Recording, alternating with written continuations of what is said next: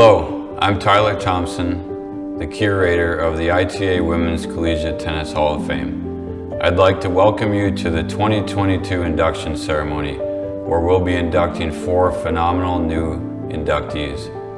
They are Lynn Loring, Anna Maria Fernandez Ruffles, Lisa Spain Short, and Diane Donnelly Stone, all with outstanding careers and will live on forever in the Hall of Fame. This evening we'll also be paying tribute to Millie West, the Hall of Fame's founder and an inductee herself.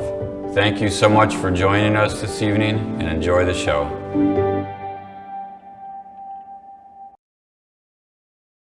So good evening. Welcome to another special event in the history of the ITA Women's Collegiate Hall of Fame. My name is Gary Ripple, and it will once again be my privilege and pleasure to be your MC as we herald the outstanding careers of 4 tremendous performers in the sport of college tennis who played and coached at the highest level. At the conclusion of this program, we will have added another class of immortals to the hall. As if that wasn't enough, our evening will be enhanced by a series of memorable tributes as we celebrate the incredible life of Mildred Barrett West. Our highly talented videographer, Brian Williams, has ensured that our memories of Millie will be forever inscribed in our hearts and minds. Let's begin with our first piece, which is entitled, Millie Fixes Things. Millie West arrived in Williamsburg in 1959, fresh out of graduate school at Maryland. For the next 60 years, she would play a major role in how we viewed women's college sports, not just on the campus of William and Mary, but around the country. As coach, teacher, athletic director, and Title IX pioneer, Millie made sure women had real athletic opportunities. I am very proud of the fact that I was lucky enough to land here. I had some other offers, but I'm just lucky that I made this choice. It's sort of like some of the other things. Sometimes you're lucky to make the right choice and have the opportunity, and I feel very fortunate. And a lot of doors have been opened to me here to let me do things, that I might not have been able to do somewhere else. Many adjectives have been used to describe Millie. Enthusiastic, persuasive, persistent, dedicated, determined, relentless, fearless.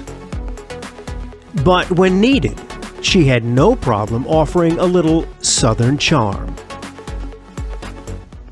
I like to fix things, and I like to help things, and I don't particularly care for status quo.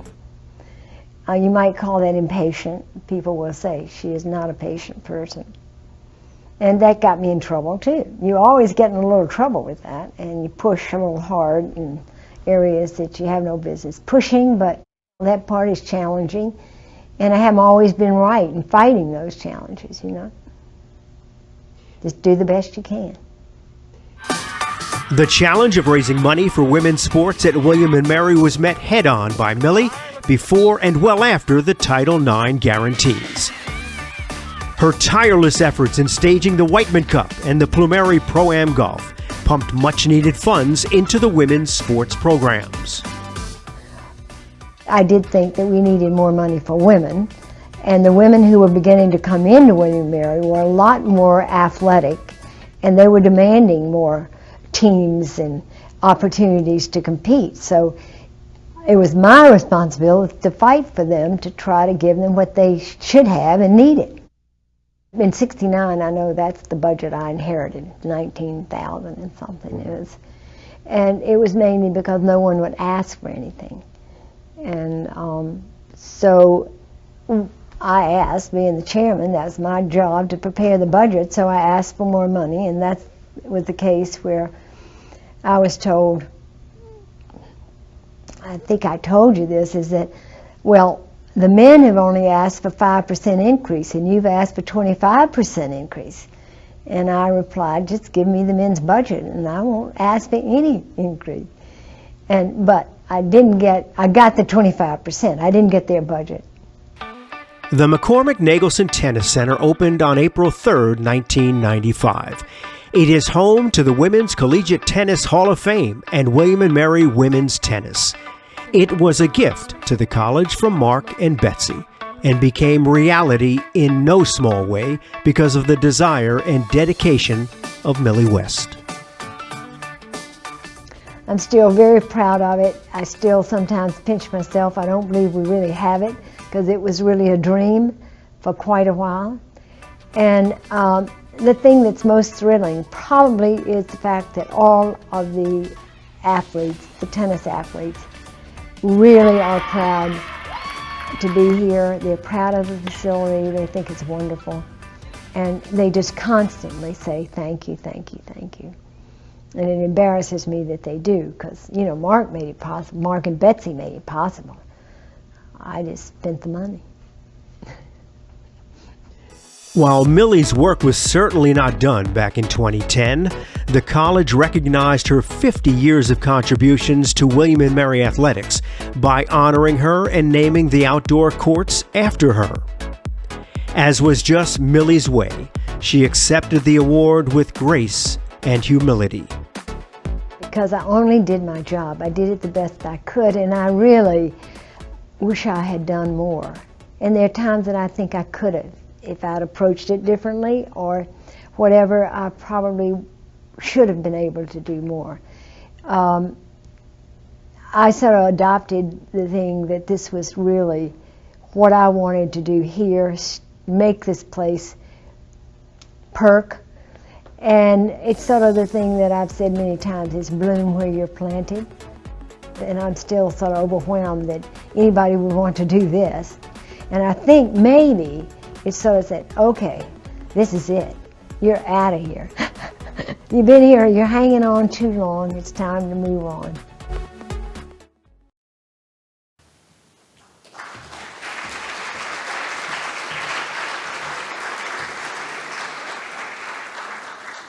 That was just the first of 3 pieces that Brian has prepared for our enjoyment this evening. There's more. Past induction programs have left all of us in awe of the exploits of previous inductees, and tonight we'll add to that body of work that our Hall of Fame members have achieved as we recall the exploits of our 4 new inductees. They are Coach Lynn Loring of UCSB and Indiana University.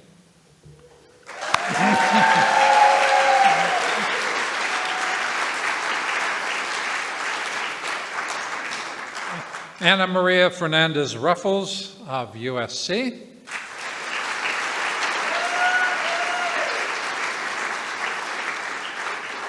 Lisa Spain Short of the University of Georgia.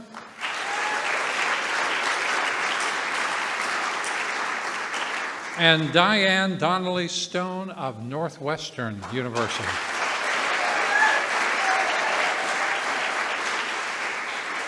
Later in our program, we'll all be treated to a few of the highlights of their remarkable careers.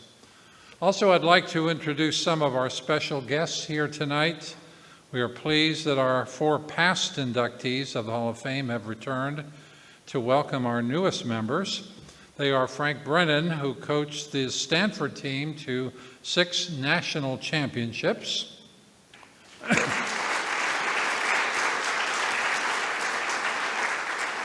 Katrina Adams, the former president of the USTA.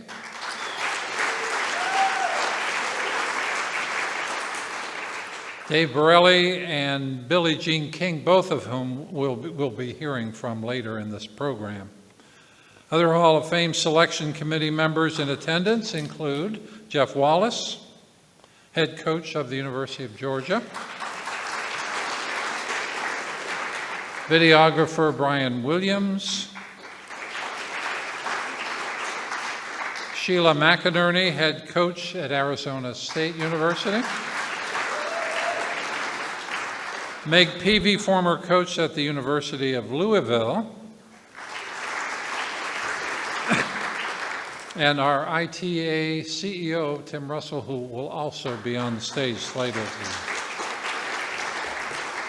I would also like to recognize the presence of nearly 50 female student athletes joining us this evening. Not only are they competing on campus this weekend, they're also learning about the trailblazers who came before them, those who paved the way for the opportunities and benefits they now cherish. Please join me in welcoming the tennis teams and coaches from Virginia Tech, East Carolina, Towson, Southern Cal, Indiana, and William and Mary.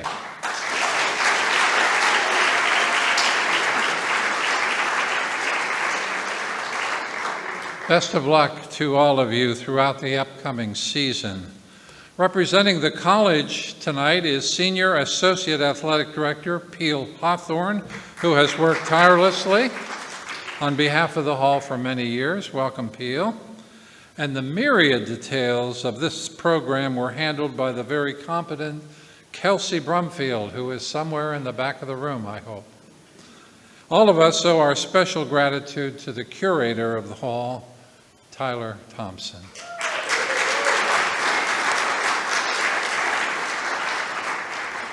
Now let us enjoy another video about our dearly departed Millie, this one entitled Millie Remembered, Part 1.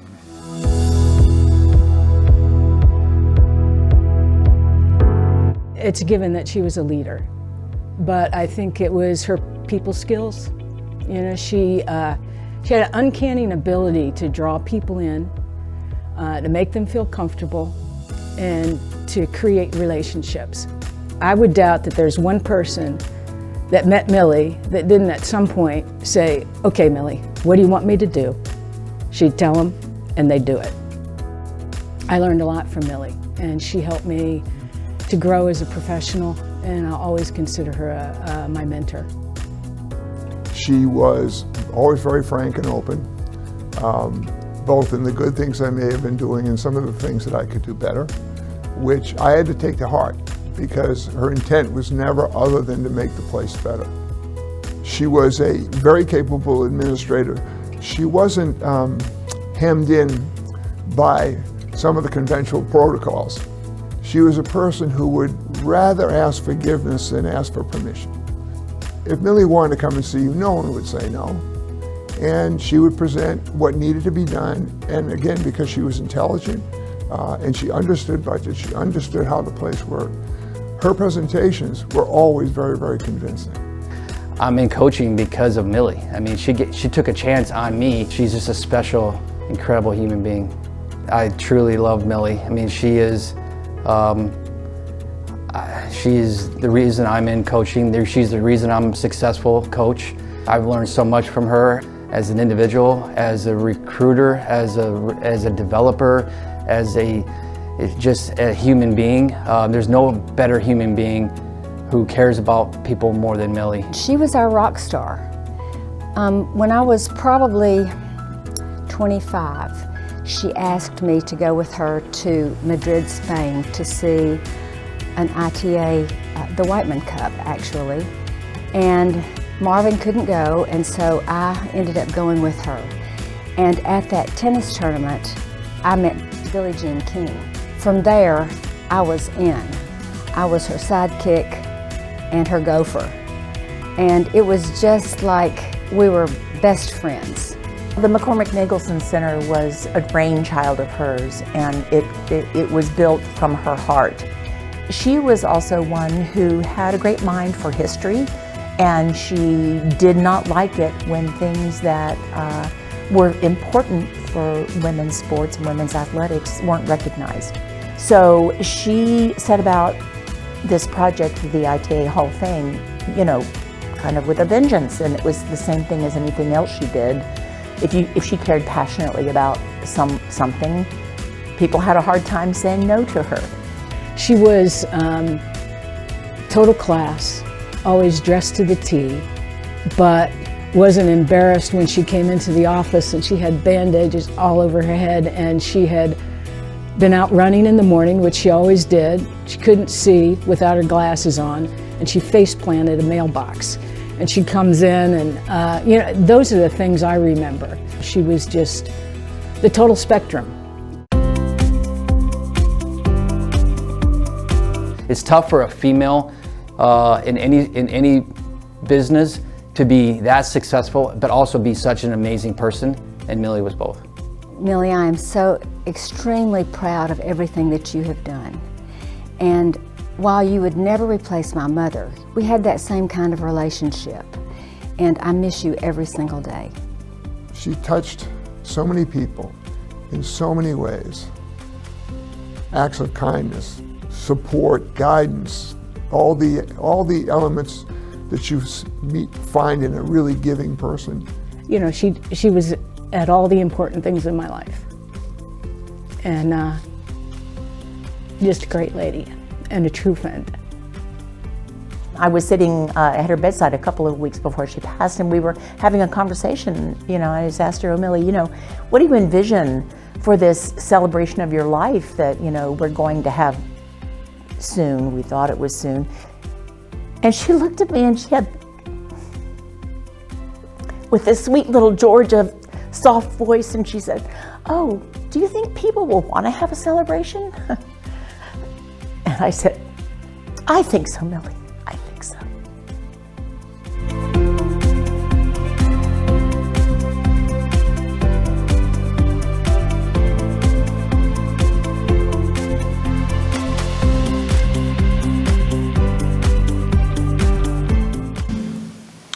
Yet another tribute that reminds us about our dearly departed Millie.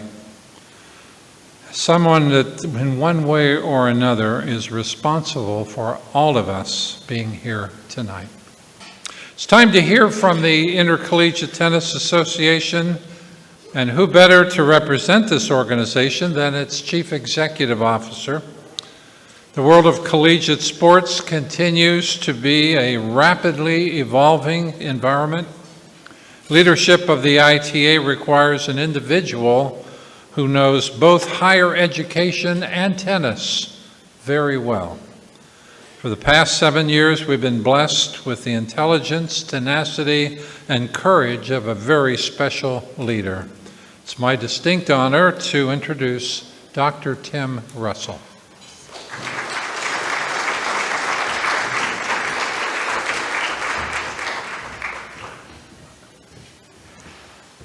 Thank you, Gary. Ultimately, college tennis is about higher education. And I think it's incredibly fitting that one of the oldest colleges in America and one of the greatest institutions of learning in the world is the host of so much great history of our wonderful sport. Personally, and on behalf of the board and the staff of the ITA, I want to congratulate all of tonight's inductees. The ITA is the governing body of college tennis, and our mission is to serve college tennis and return the leaders of tomorrow. That's serve and return, people. Come on.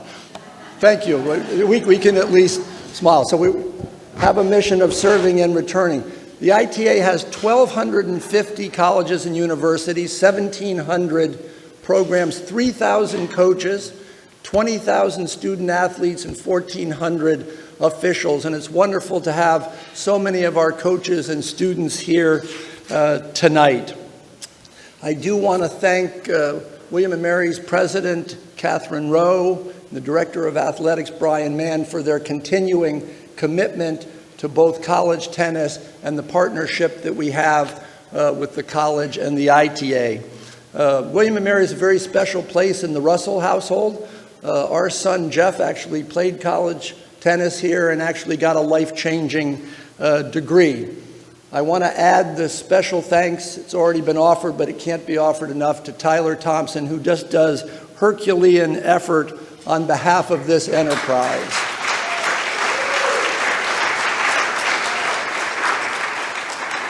I want to thank members of the Hall of Fame committee, and I certainly want to pay my own special tribute to Millie West, who really was a force of nature and a champion of this enterprise. I had the opportunity to visit with Millie many times. And I want to give an ITA shout out to Billie Jean and Alana and our friend Katrina Adams, who are so supportive of college tennis and the ITA. In closing, I just want to say that college tennis is strong because a lot of people come to work every day on its behalf. College tennis really is a fast-paced sport that prepares student athletes for really a fast-paced world. It really could be described as the best 21st century life curriculum when you think of all the great life lessons of an individual sport played on a team.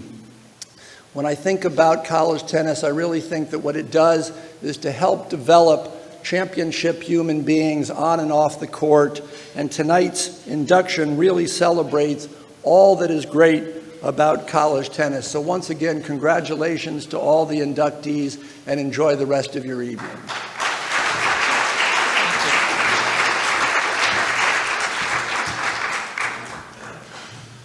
Thanks, Tim, for your presence with us this evening and your words of inspiration. And now it's time to hear from a special friend and member of the Hall of Fame. Family health issues have prevented Betsy Nagelson from being with us in person, but she has taken the time to share her message via video. Betsy partnered with her late husband, Mark McCormick, and Millie to bring our beautiful tennis center and the Hall of Fame into being. Her warmth and friendship were vitally important to Millie in their work of building the hall. In my many conversations with Millie about the hall, she always made a special point of bringing forth her pride in knowing Betsy and counting on her support for whatever Millie was hoping to achieve. Good evening. Firstly, I'd like to say how very sorry I am that I can't be there in person for this truly wonderful and special occasion. The last time I missed was 25 years ago when I was 8 months pregnant with Maggie.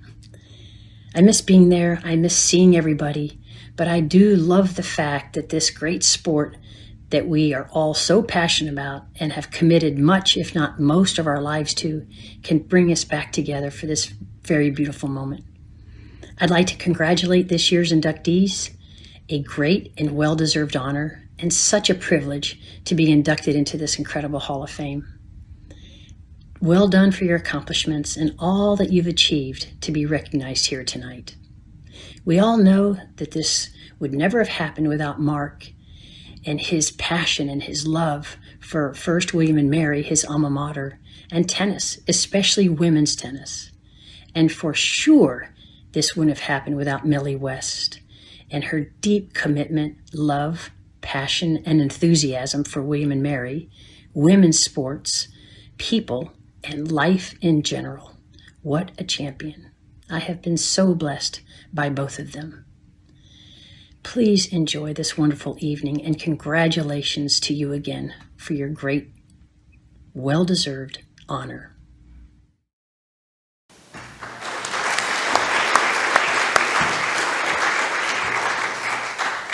I believe we are well aware of all that Betsy means to all of us and of her important role in keeping this special place so important in our hearts. Now we turn our attention to the main event of our program, the induction of 4 special people who will add to the incredible legends who live on in the hall. So sit back and enjoy a video for our first inductee, Lynn Loring.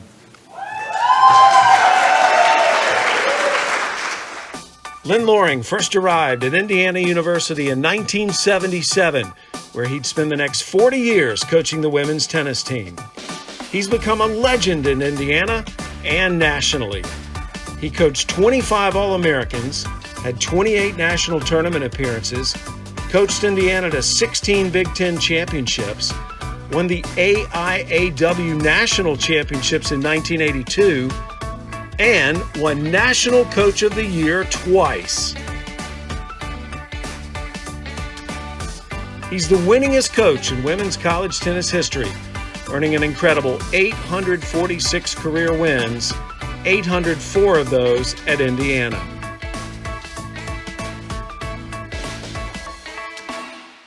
For Lynn, accomplishments take a backseat to relationships. He says what matters most is his interaction with the players. He recognizes the influence he's had on their lives. He's dedicated his entire career to making a positive impact on his student athletes. Lynn says his proudest achievement as a coach is a 100% graduation rate of his players. Being inducted into the ITA Women's Collegiate Hall of Fame is a huge honor for Lynn because he was chosen by his peers. I share this with everyone who is part of the program, Lynn says. Every athletic trainer, every academic advisor, every manager, every assistant coach, every player, we were just a big family working together. For aspiring coaches out there, Lynn has some words of wisdom. Whether it's with a mentor, a teammate, or a player you're coaching, make those relationships strong and make them count.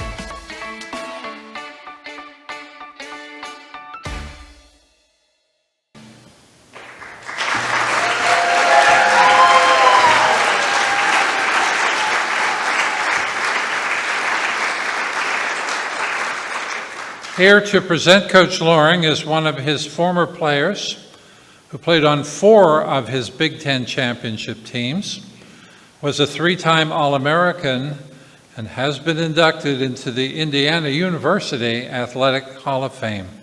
Please welcome Deborah Edelman-Kane.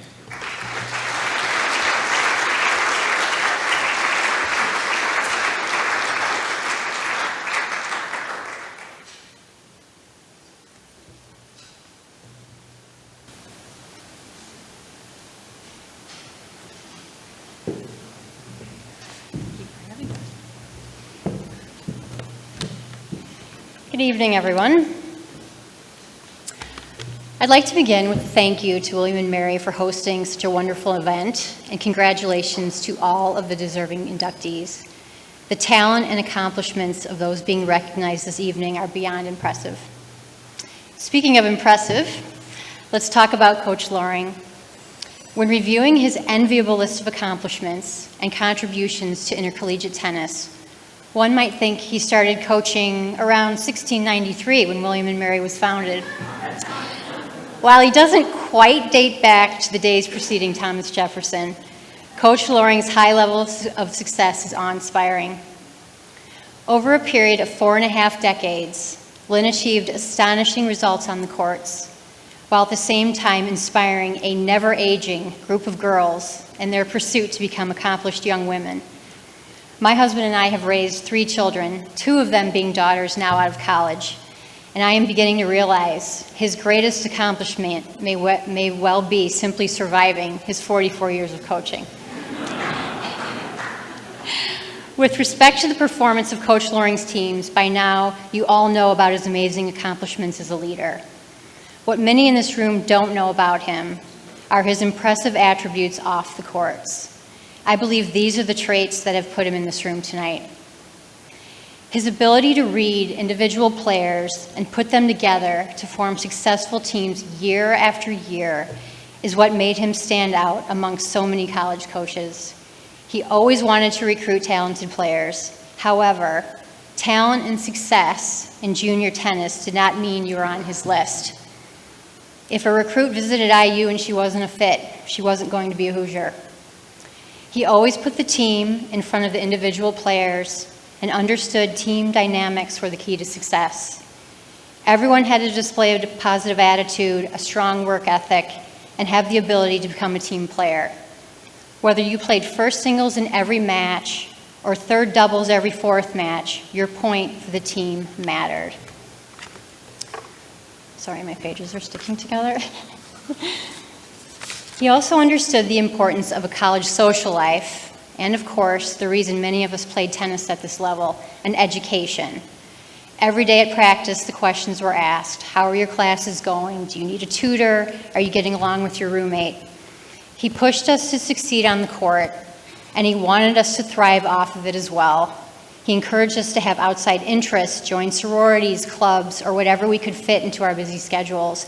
He was determined to make our college experiences the best they could be.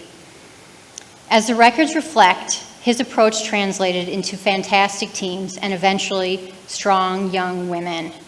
Women who became doctors, lawyers, journalists, business executives, philanthropists, and importantly, great mothers. Coach Loring helped facilitate success for literally hundreds of his players. Remarkably, and I have to say it again because it's such an amazing stat, of the women who played 4 years of college tennis for Lynn, 100% of them have received degrees. It's amazing.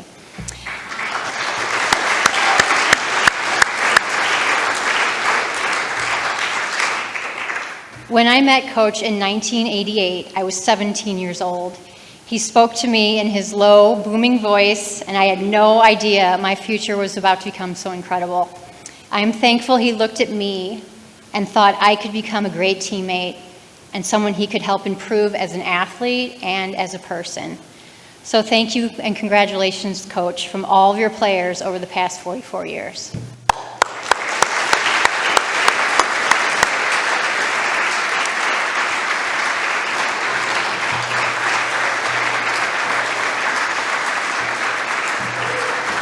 I think it's a great honor because it's from my peers and I'm joining some friends in there.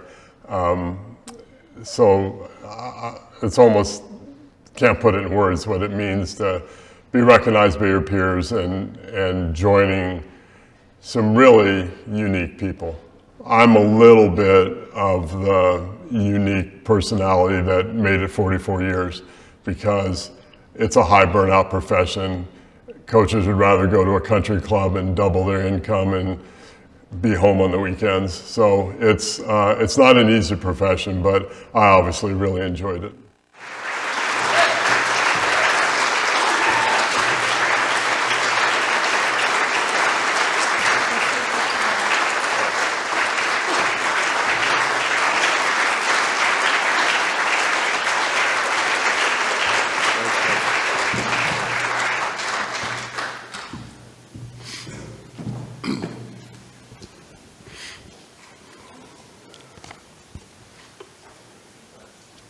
Not sure how I'm supposed to follow that.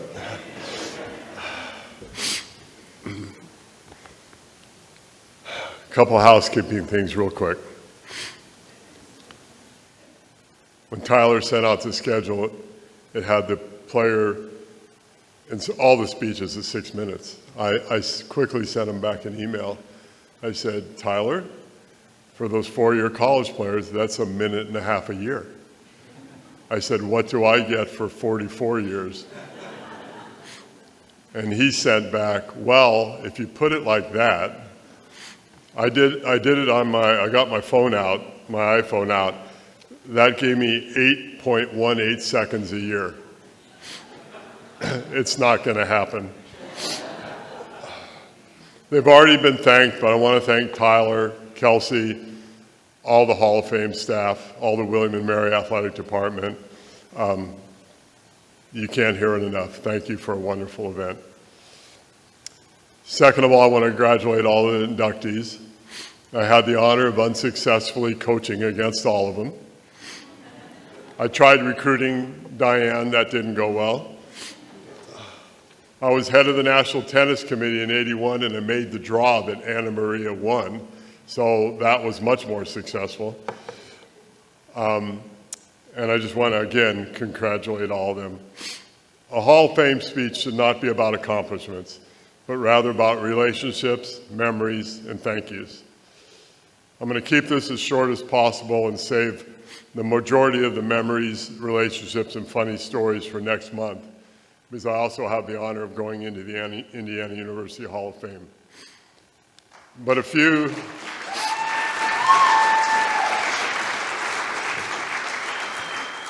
I'm going to make the exception with a few people that are here tonight and I know can't make the trip to Indiana. First, I've got 6 groups I need to thank. First is my wonderful family. My lovely wife, Annette, whose brain is totally swimming with 50 people she got introduced to last night and today. My 2 beautiful daughters, Taylor and Maggie. My twin brother, Chuck, is here. He can't make it next month because he's got a 3-week African safari plan. So I have to say to you, Chuck, besides our parents You've been the biggest influence in my life. Thank you. You'll always be known as the smartest Loring twin, but my wife assures me I'm the best looking. I want to thank all the personal, family, and tennis friends who are here that really have nothing to do with Indiana, and I can't believe it's not an easy place to get here. Thank you for coming. The second group I've got to thank is all the support staff. I've got 4 assistant coaches in the room, my secretary, sports information, equipment room, trainers, strength conditioning coaches, academic counselors, way too many to name. Thank you very, very much. My mentors. My first day I walked on the campus in Indiana, I was working with 6 coaches who would later go into their sports Hall of Fames. Several years before I got to Indiana, the Olympics that year, if Indiana had been a country by itself, it would have finished 3rd in the medal count behind the USA and Russia. I walked into a very impressive group of coaches, and I learned something from each one of them. 4th group, my coaching colleagues. I'm going to mention the ones that are here, and they're lifelong friends. Tyler Thompson, who was running this event, was in our conference. I thought it absolutely sucked when he took the job at William & Mary. I hate it when a coach who's honest, professional, classy, would play his lineup in the right order every day, treated you with respect, and you knew they were going to be replaced with, who knows what. I just hated it when he left our conference. Thank you, Tyler, for everything you're doing for women's tennis.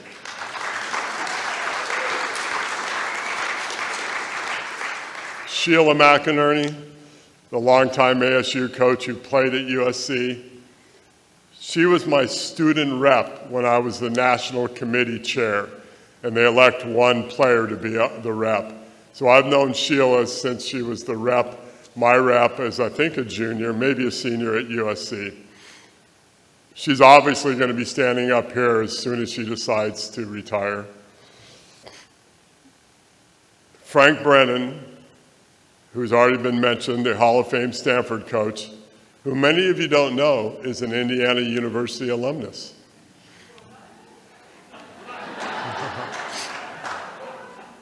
When I would take recruits on a tour of the athletic facility, the back hall of the basketball arena has a picture of every team that ever played in Indiana, all the way back to the 20s. So I'd walk by the tennis picture with one of Frank's team pictures. He's standing there in all white with a wood racket, and I'd say, there's the famous Stanford coach. I thought maybe the recruit would be so impressed they'd want to come to Indiana. Did not work out for me very well, but it wasn't Frank's fault. I tried. Last but certainly least, Dave Borelli, a longtime coach and championship winner at USC, my very first friend in coaching when I was at Santa Barbara. And I know that Anna Marie and Sheila may differ with the statement I'm going to make, but I really don't think when Dave attended USC as a tennis player and student, they obviously didn't have a math and geography requirement. Because soon after I took the job at Indiana, and many years after, I'd get a call at 2 a.m.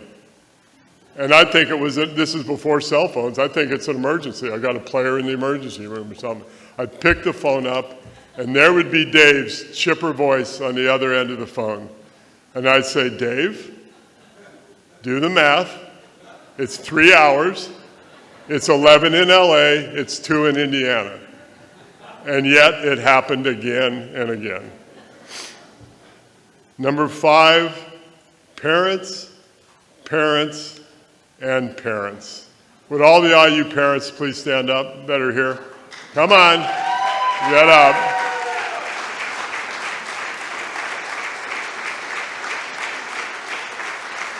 Okay, it's about me. Sit down. There's a joke among coaches, especially women's coaches, about parents. The best coaching job you can get is coaching at an orphanage.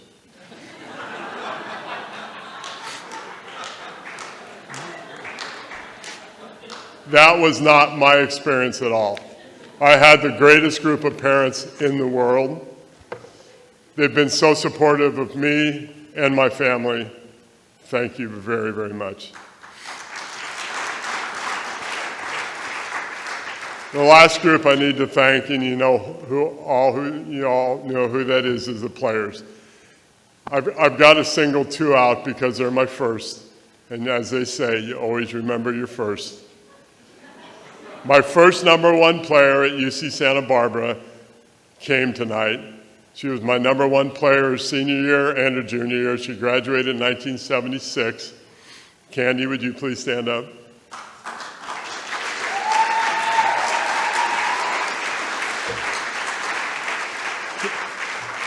Just so you know, she came all the way from LA, and to really make me feel old, she brought her 5-year-old grandson with her. In 1976, she led a non-scholarship Santa Barbara team to 9th in the nation at the national championships at Utah. I believe Barbara Hallquist from USC won the tournament. But we took, again, 9th in the nation, no scholarships. She's probably one of the biggest reasons I got the job at Indiana. We've traded Christmas cards every year since. She's just retired as a high school coach in Southern California. Thank you, Candy. Oh, okay, sorry. My very first recruiting class at Indiana, I recruited the first, this is amazing because this is 10, 15 years before Serena and Venus. I recruited the first female black athlete in any sport to receive a scholarship at Indiana University. Tina?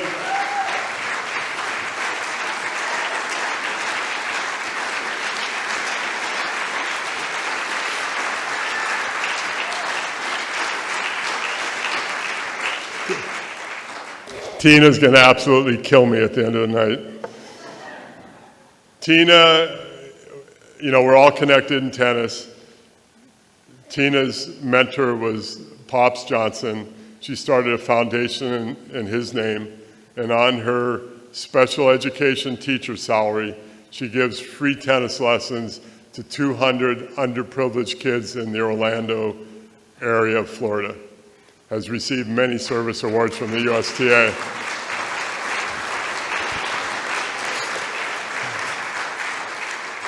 One of the other reasons I wanted to mention Tina is one of the two people that make significant contributions to her foundations is Betsy Nagelson. About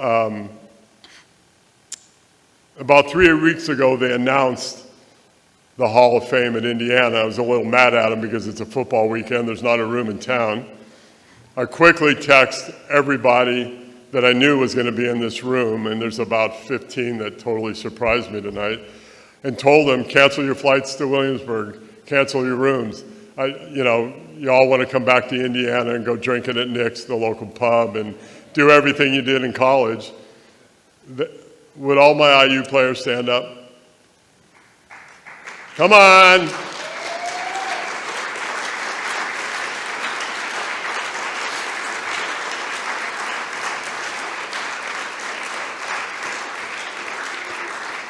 As you can see, as when I was a coach, they did not follow my directions. I could go on for hours talking about these young ladies. The highest compliment I can pay them.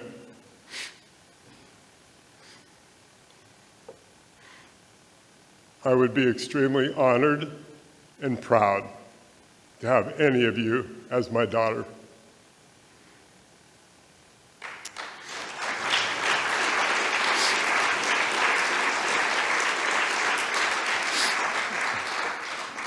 Coaching's not about titles, wins, and losses. It's about one life influencing another. When I look at my graduation rate, my office full of Christmas cards, baby pictures, and wedding announcements, I know I've been successful. I stand here with a heart full of gratitude. Thank you for letting me coach the game I love for nearly 44 years. I might be finished coaching, but I'm holding tight to the friendships and the memories. I walk away with no regrets, just peace in knowing I gave it my best and I had a hell of a lot of fun doing it. Thank you.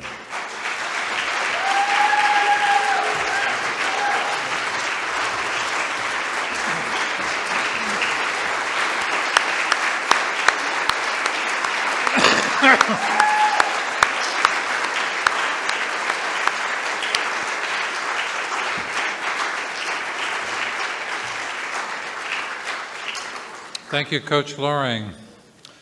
Our second inductee adds yet another star to this evening's program. Her name is Ana Maria Fernandez-Ruffles. Ana Maria Fernandez-Ruffles is not only a twin, so are her other sisters. That's two sets of twin girls, and in their youth, they needed a constructive way to spend their time. Ana Maria's mother was a good junior tennis player, so she found a club where the family could play. The Jack Kramer Club in Estates, California. As kids, Ana Maria and her sisters didn't think about playing professionally when they grew up. But Ana Maria had the talent, courage, and mental toughness to elevate her game all the way to the pros. In college, she joined the USC women's tennis team, where she became a 3-time All-American and was named the Tennis Magazine College Player of the Year as a junior. She was also named the USC Scholar Athlete of the Year and was a member of USC's back-to-back national championship teams. On the court, Ana Maria brought strength and sportsmanship, earning her the Honda Broderick Award in 1981. When it comes to the most memorable victories of her career, Ana Maria gives that distinction to winning the NCAA singles title in 1981 and 2 team titles at USC. And she didn't stop there. Professionally, Ana Maria won 6 WTA titles in doubles. Ana Maria has come a long way since playing with her family at the Jack Kramer Club. Since retiring from professional tennis, she continues to appreciate the game from a new angle, the commentator's seat. And she says it's a fantastic honor to be inducted into the Women's Collegiate Tennis Hall of Fame. I feel a lot of gratitude for this moment. It's just incredible.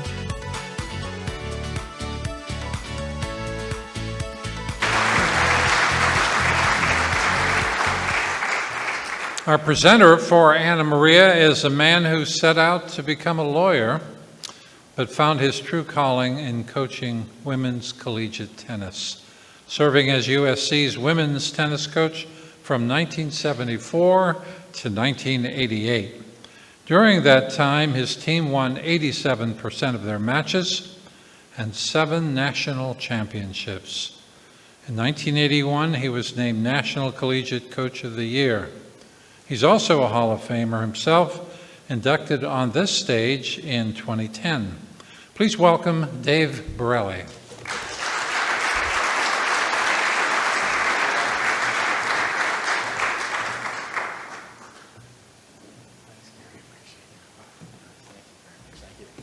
Thank you. Well, it's already an emotional moment listening to Lynn talk. It's extraordinary. But before I get started, I would like to acknowledge and thank the ITA and Tim Russell and the McCormicks in providing this opportunity for all of us. You know, since we've gone through the route of the NCAA, a lot of the history before that has sort of been lost and not talked about a lot. And thank God for the Hall of Fame, because it brings out the importance of those individuals who really are the pioneers, or as Gary says, the trailblazers that provided what we have today, including Billie Jean King, who's in this audience tonight. And those are the ones that had to work hard and go through the gamuts of women's tennis to provide us what we have today. And I want to thank all of you for that right now. Also, I'd like to acknowledge and congratulate all the inductees in this year's class 2022 into the Hall of Fame. I was fortunate because I got to watch you play at that time. And also that one coach who was inducted this year, Lynn. I don't know if you know, but Lynn and I started together at the very beginning, at the outset of women's collegiate sports back in the 70s. And we've gone through this journey together, and to see what he has accomplished, not just as a coach, but as a mentor and as a person, and what he's contributed to the game is extraordinary. And I'm so proud, not only because I'm going to present Anna Maria, one of my kids, but to be here on the occasion for you too is an extraordinary night for me personally, Lynn. I love you so much, and you're awesome. God bless, okay, and congratulations. You know, everybody know the word synchronicity? Coincidence, the act of coincidence. Well, a couple of weeks ago, I'm watching a marginal movie on HBO or whatever, but there was a great line in the movie. Some lady, some actress is talking to an actor, and she says, you know, in a little while, it will be a long time ago. In a little while, it'll be a long time ago. And I reflected on that because I was coming here to speak on behalf and talking about a player that's very important to me, her and her family and her sisters who played for me, and about how long ago it was when she played for me.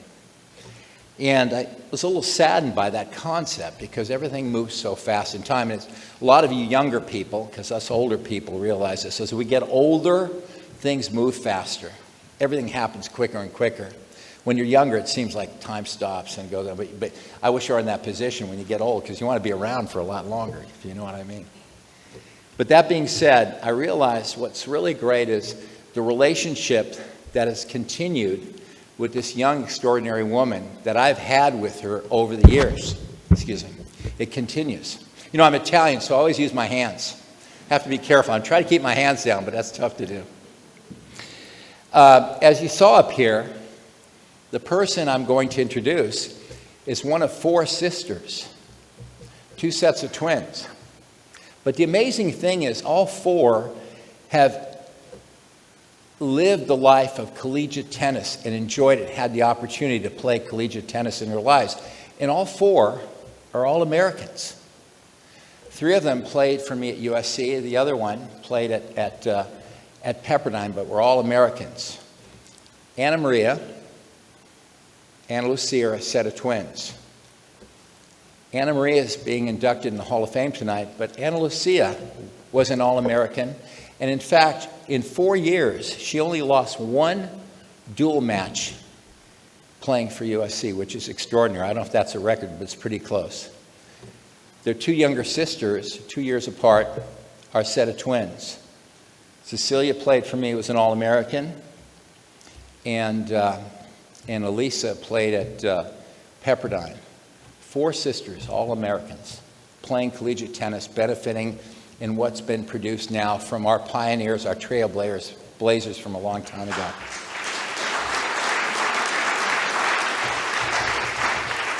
So, I want to talk a little bit about Anna Maria. I could talk about her game, go on, yada, yada, yada. I lost a lot of speeches. I went there and did my homework, see what everybody talked about. I know I only have 3 minutes, and I'm not known as a man of few words, so I'll keep it as short as I can. I'll try. But here's the bottom line. We know her game. She was a good player, all-around good player, could volley, could come in, whatever. She actually got to the finals of the Collegiates the year before she won the singles title in '81 with Sheila McInerney. They got to the finals. But she could play, was a good player, but I want to talk more about her character as it was defining her tennis game. Because in life, or tennis is like life. What you do on a tennis court defines the kind of person you are. We all know that. That's what's so great about tennis, because you're out there on your own, and the type of person when you're dealing with difficulties or bad periods, that defines how you react to anything else later on in life. And the thing about tennis is we all recognize is it's an up and down thing. You have high points and low points. And the thing that you want to do as a tennis player is stay calm through the middle, like a graph. You're not up and down, up and down. You've got to keep emotionally stable through that. And the thing that was great about Anna Maria, with her 4 sisters, I used to call her kind of the old mother. She was a mother hen. She was the older person in the group of 4, which is really true. Very calm, could handle difficulties, all those extraordinary things that make a champion. because that's what you have to do. Because one of the things I once learned from a Hall of Fame alumni from William & Mary, Coach Tut Bartson, used to coach at TCU because I took over there at TCU. I coached the men or women's programs over the years, and Coach was still there. He used to say, always expect the worst in a tennis match. Well, the thing about Anna Maria is this. She could handle anything that was thrown at her, and it was extraordinary, very calm. And she was a great element or person that could provide that source to a team. To be good as a team, to be a national champion, you have to have people that are extraordinary in certain ways and role models. And that's what she was all about, which was really amazing. And you know, when she won her national championship in singles in 1981, you may not realize this, but what happened is she was playing in a place called Tempe, Arizona, at Arizona State. Right, Sheila? Yeah, and what was tough about that is in that time, they didn't play the national championship in May. They played it in June. And you know what happens as the summer goes along? As summer goes along in Arizona, it gets hotter. And when we had the championships there in 81, the team and individual event spanned over, I think, about 10 days. But every day it was over 110 degrees. Not on the court, it was 110 degrees at least. So what do you think the temperature was like on the tennis court? A lot hotter.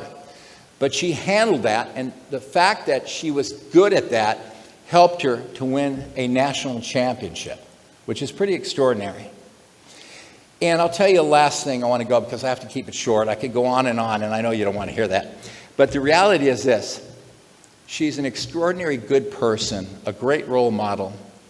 She was good for the team as a model of what you wanted to do about life. She was focused, moving forward.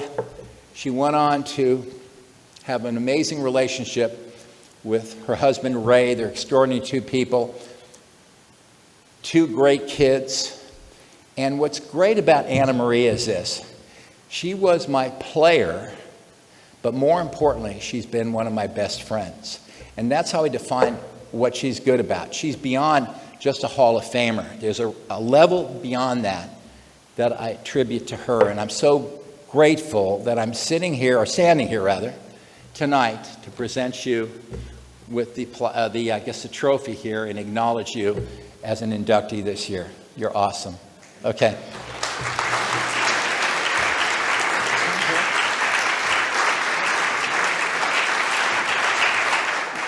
It was amazing walking through the Hall of Fame last night and seeing these tennis greats like Billie Jean King and Althea Gibson on the wall. And it's especially heartwarming to know that even through Billie's accolades, she is such an advocate of education and a life learner, and I love that. And I'm just so thrilled to be here tonight, and especially honored to be a part of this induction group with the players and coaches and others who have made an incredible mark in tennis. Okay, right here, we're going to take a picture together. You're not done yet with me.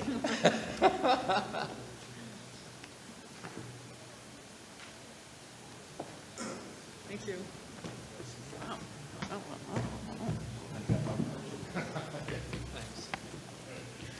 Wow, thank you, Dave, for the kind words. Those are the nicest words I've heard in 3 days. I tell you, I don't know. And now I get the daunting task of having to follow Lynn and Dave. I don't know. We'll see how we go. But I'm just so proud to be sharing this night with my fellow inductees, Lynn, Lisa, and Diane. And it's been an absolute honor to see you all again and join you tonight. So congratulations to you all.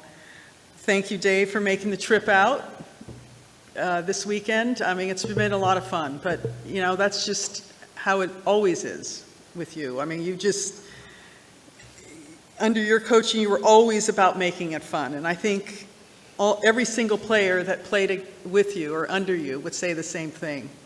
Thank you to my sister, Ana Lucia, for making the trip. And thanks also to my husband, Ray, for coming. I'll tell you, wonderful coach that he was. He was really good at helping me with my tennis.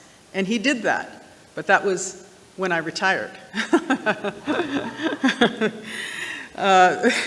Love seeing my buddy and former doubles partner Sheila McInerney here this weekend. We've shared some funny times, and I thank you so much for your wonderful support and for, just for everything. It's been a great friendship through the years. At the time that I was deciding where to go to college, I was fortunate that I was being recruited by all the top schools, but in the end, I wanted to go to the school that was dominating college tennis. I wanted to play under the best coach.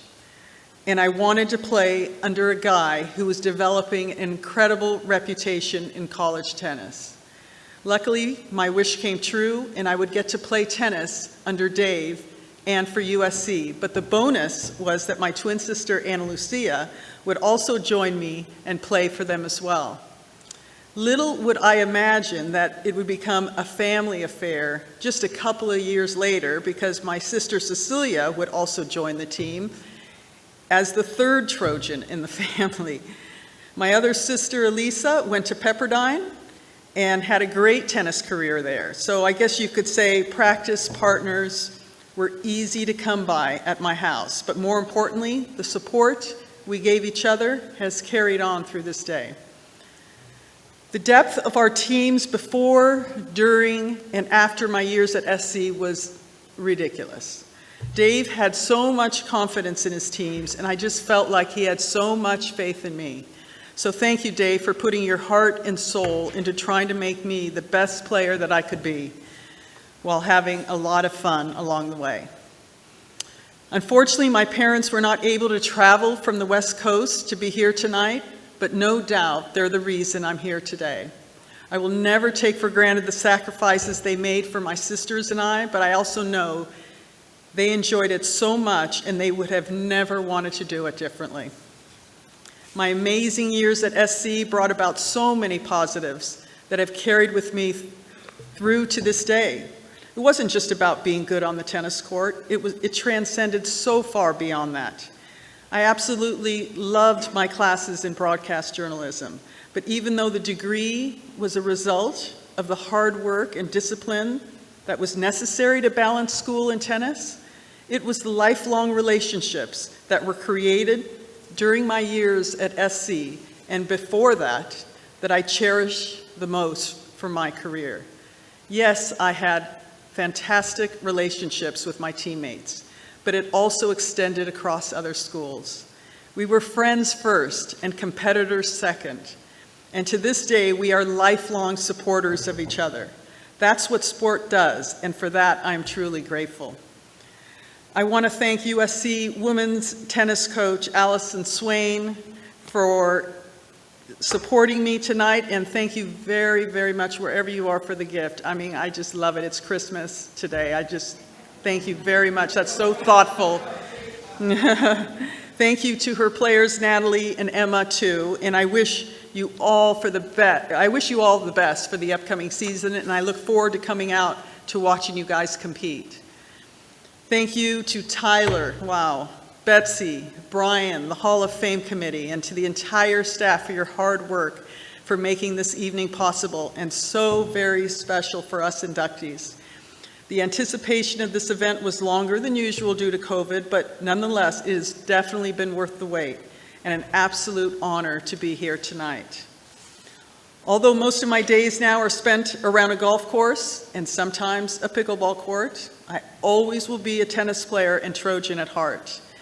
I was so blessed to be introduced to this great game, and the wisdom I gained through my tennis experiences, I have tried to pass on to my kids, Ryan and Gabby, who are now professional golfers. But as you know with kids, sometimes they listen and sometimes they don't. But maybe I had a little bit of influence with my daughter, Gabby, because she ended up following in my footsteps when she decided to play golf for USC, becoming an All-American and graduating in 2021. Tennis has afforded me many great moments on the court, a great education, incredible friendships, so many adventures, and now an induction into the Women's College Hall of Fame. Thank you all so very much, and fight on.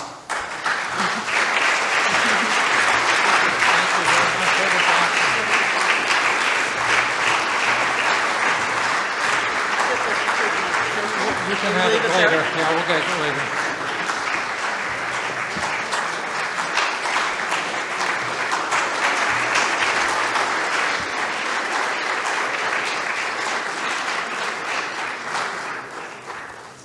Congratulations, Santa Maria. Our next inductee also adds her special luster to the star-studded evening. Let us enjoy this video telling us all about Lisa Spain Short. From the rural farming community of Moultrie, Georgia, came Lisa Spain. She rode to her tennis lessons on her Shetland pony. From the moment she picked up a tennis racket, Lisa was a rising star. Her younger years were filled with victories. Her high school years were decorated with accolades. She won the state singles championship 4 times, accumulating 56 wins and just 1 loss, an incredible achievement. The University of Georgia offered her a full scholarship and a seat at number 1. Lisa accepted. It was a move that propelled her into the spotlight. During her illustrious career at Georgia, Lisa filled the record books. She earned all SEC honors every year, 3 All-American awards, won the 1984 NCAA Women's Singles title and the Broderick Award. And she's no stranger to being inducted into a Hall of Fame. Lisa has been inducted into the Georgia Tennis Hall of Fame, the Colquitt County Sports Hall of Fame, the Southern Tennis Hall of Fame, the Georgia Sports Hall of Fame, and now into the ITA Women's Collegiate Tennis Hall of Fame. For aspiring tennis players out there, Lisa offers her hard-earned advice. Dream big. With a lot of hard work, anything can happen.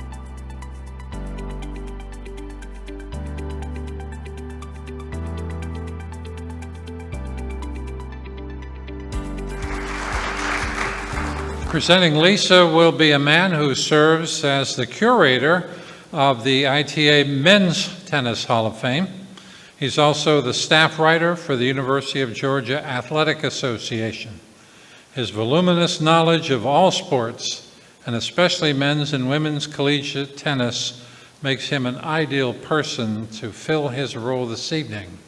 Please welcome John Frierson.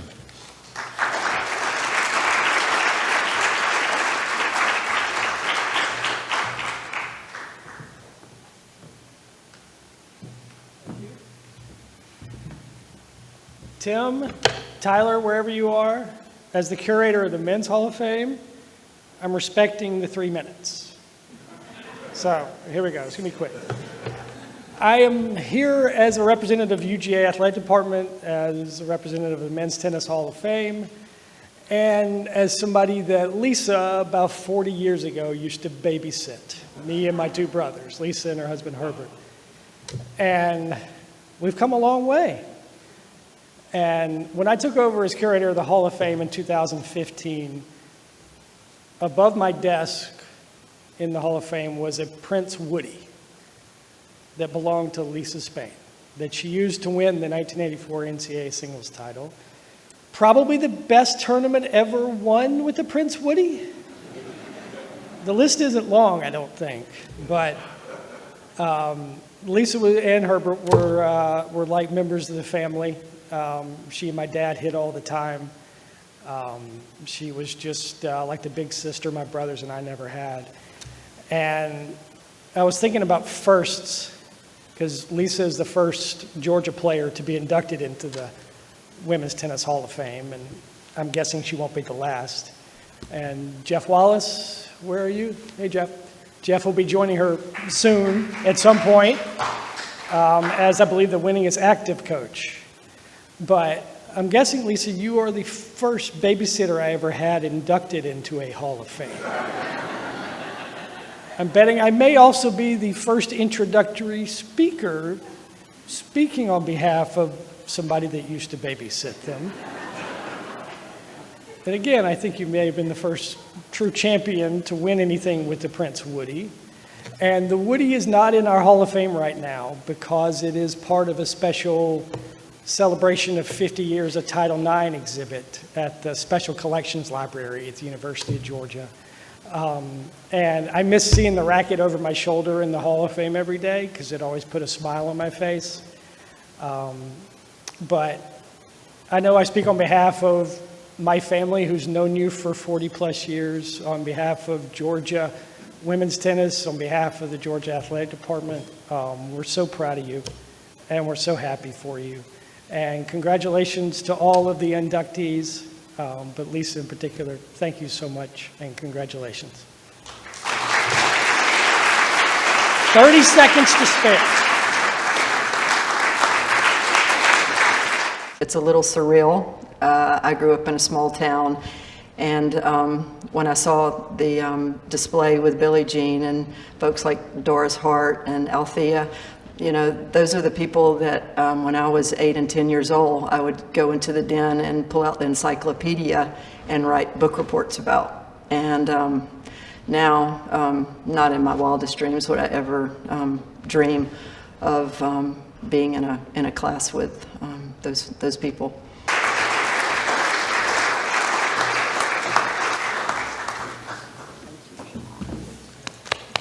Good boy. This is yours. Why am I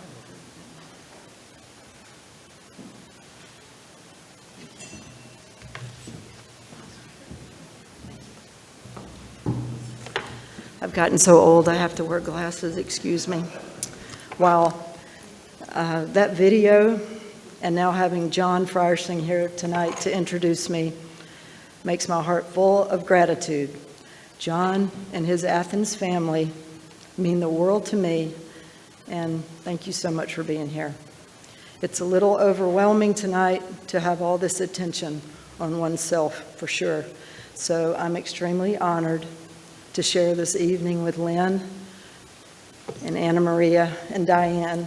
We've hit it off tonight. So nice to meet you. And congratulations to you all.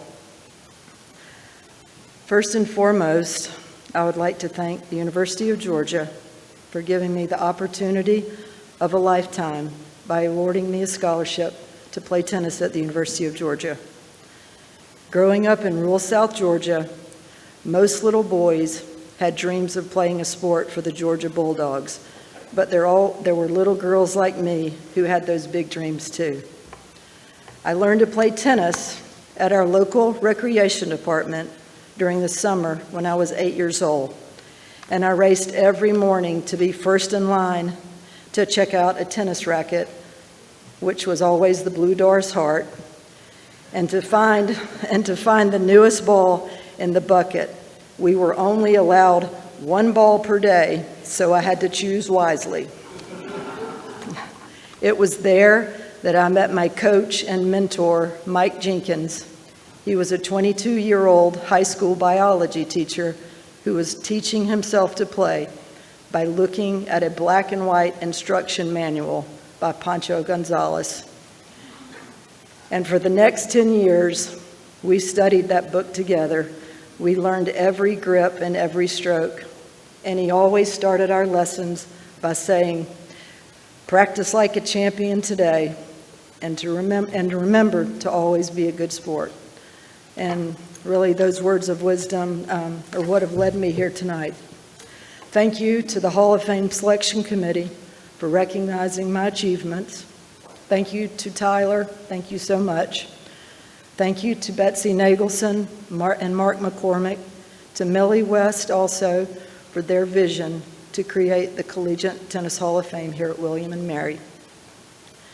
My husband, Herbert, my children, sisters, best friend, and fellow Bulldogs who are here tonight. How about them dogs? I appreciate you all being here. I know it was an effort to get here, so thank you so much. I'm the first Georgia Bulldog to be inducted, but surely will not be the last. I'm sure there'll be many more to follow.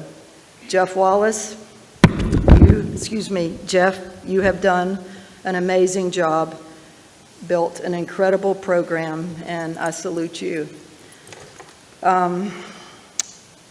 It's extremely hard not sharing this evening with my late parents, Hank and Jean Spain. All the goodness and humility in me comes from both of them. I will carry this memory in my heart forever. And in closing, I never in a million years dreamed that I would be able to meet Billie Jean King face to face and tell her this childhood story. When I was 11 years old, I took my mom into the small sporting goods store in my hometown. It was stocked full of mostly football and baseball and basketball equipment for little boys. But in the back of the store, on the top shelf, there was one pair of blue suede Billie Jean King tennis shoes.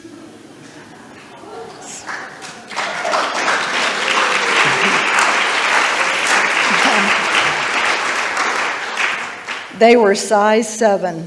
The only problem was, at 11 years old, I was already a size 8. But somehow I convinced my mom that day that Adidas shoes ran extremely large.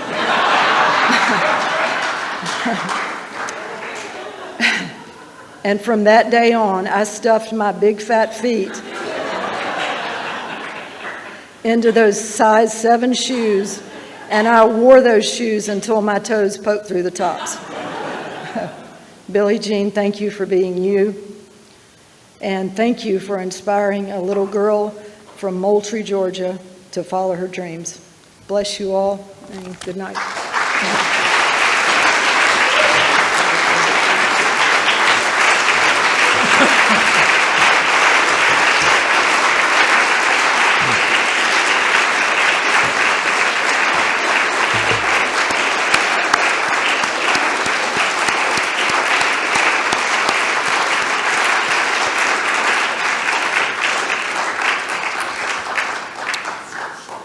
Congratulations. Completing our quartet of outstanding inductees, please enjoy our video capturing the career of Diane Donnelly Stone. For Diane Donnelly, tennis was a family affair. Coached by their father, Bud, Diane and her sisters were standout players, especially Diane. From a young age, Diane showcased the spirit of a champion. Her determination helped her overcome 2 big challenges, being much shorter than other players and type 1 diabetes. She played an entire career with the disease and never let it hold her back. When she began her college career at Northwestern University, her list of achievements grew and grew. She led her team to back-to-back Big Ten titles in 1985 and 1986. But it was her teamwork with doubles partner Katrina Adams that set her apart. Together, they captured the NCAA Doubles Championship in 1987, only the second NCAA title for a Northwestern athlete and the first for a woman. As a team, they won every doubles match they played that year. Diane was ranked as high as number 5 in the NCAA singles and was also a 3-time All-American. After graduation, she played the WTA Satellite Circuit and won 2 ITF Challenger doubles titles.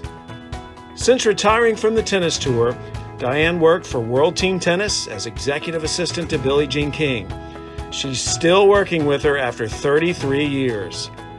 Along with Billie Jean and Diane's sister Tracy, she helped create an award which has given over $700,000 to student athletes who play tennis and have diabetes, an impact she's incredibly proud of.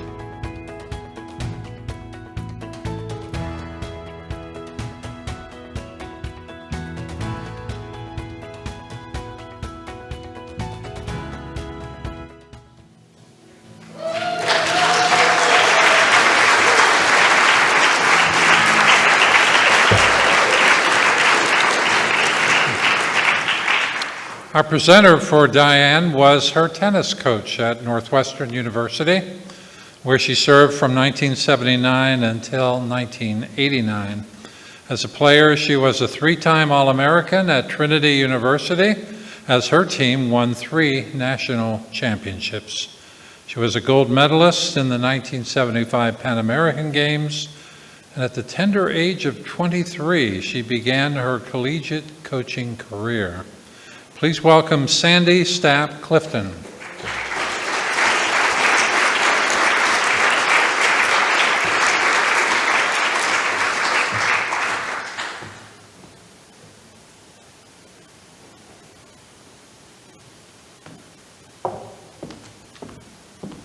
Good evening.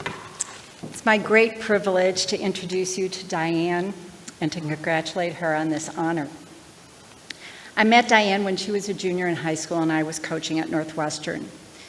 Diane was a standout junior player, and I thought she would be a good fit for Northwestern as she was a great student, was already very successful in singles and doubles, and she was from the Midwest, so hopefully she wouldn't be scared off by our Chicago winters. The only concern was Diane was what we could say petite. She was only 5'11" and did not exactly have an intimidating physical presence.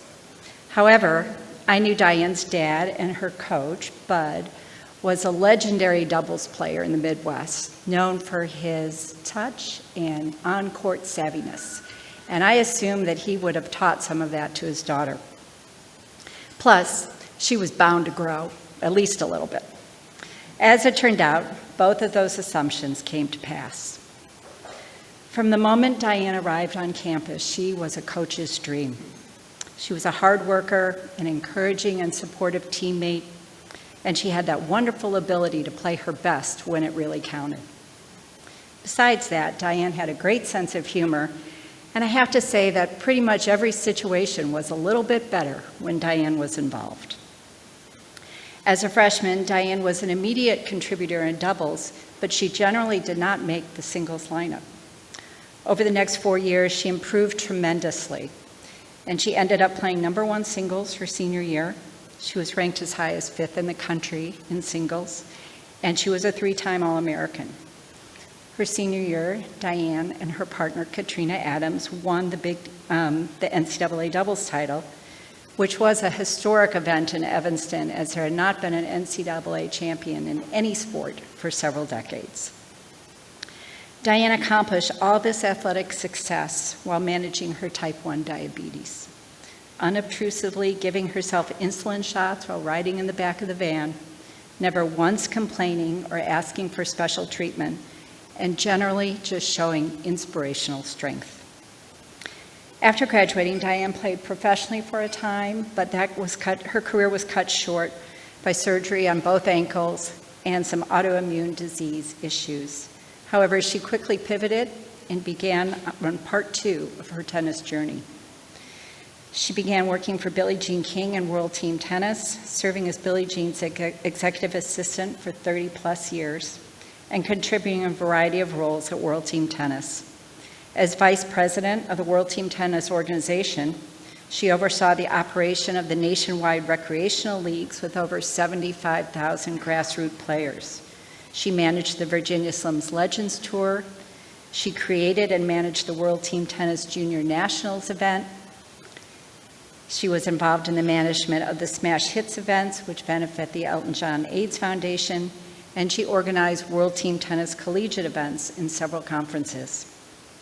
Additionally, Diane is the executive director of the Donnelly Awards, which you've just heard about, with her sister Tracy and Billie Jean creating that in 1998. The awards are given annually to student athletes with type 1 diabetes, and to date, they now have given over $800,000 in scholarships. Diane has had a very full, important, and impactful career in tennis, even after putting away her racket. Diane is joined here tonight by her husband, Mike, who was a member of the golf team at Northwestern, and their treasured children, Danielle and Nick. Please join me in welcoming Diane Donnelly Stapp.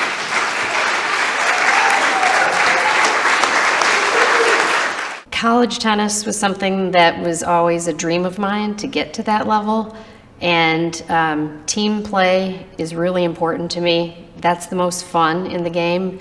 It's a lot more fun to enjoy your wins and your losses with a partner or other teammates and a coach. To be able to do that at that level is something that I always dreamed about and worked really hard to get to.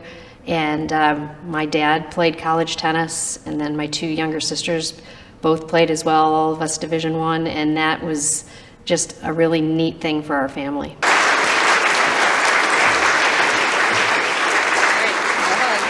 you go. We gotta go this way.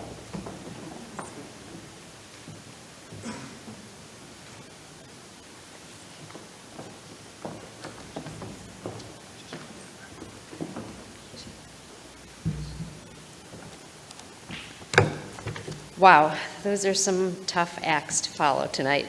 I'm just so happy that I'm last. Just could be nervous that much longer. I hope you can see me because clearly I still am not 5'11". I was actually 4'11". But now I'm all of 5'3". So thank you, Sandy, though, for giving me that extra credit. I want to thank Tyler Thompson and Brian Williams and the ITA Hall of Fame Selection Committee for this amazing honor and for making this weekend so special for all of us.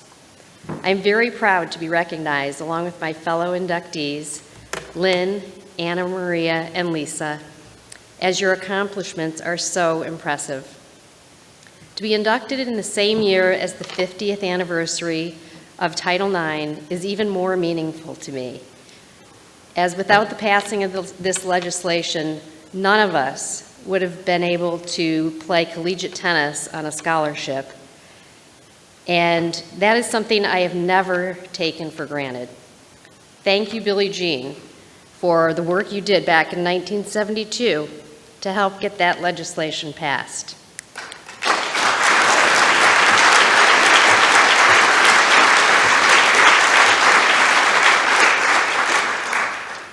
Along those lines, for all of you young players here tonight who are in college and your coaches, I hope you're all learning the history of the game because that's really important.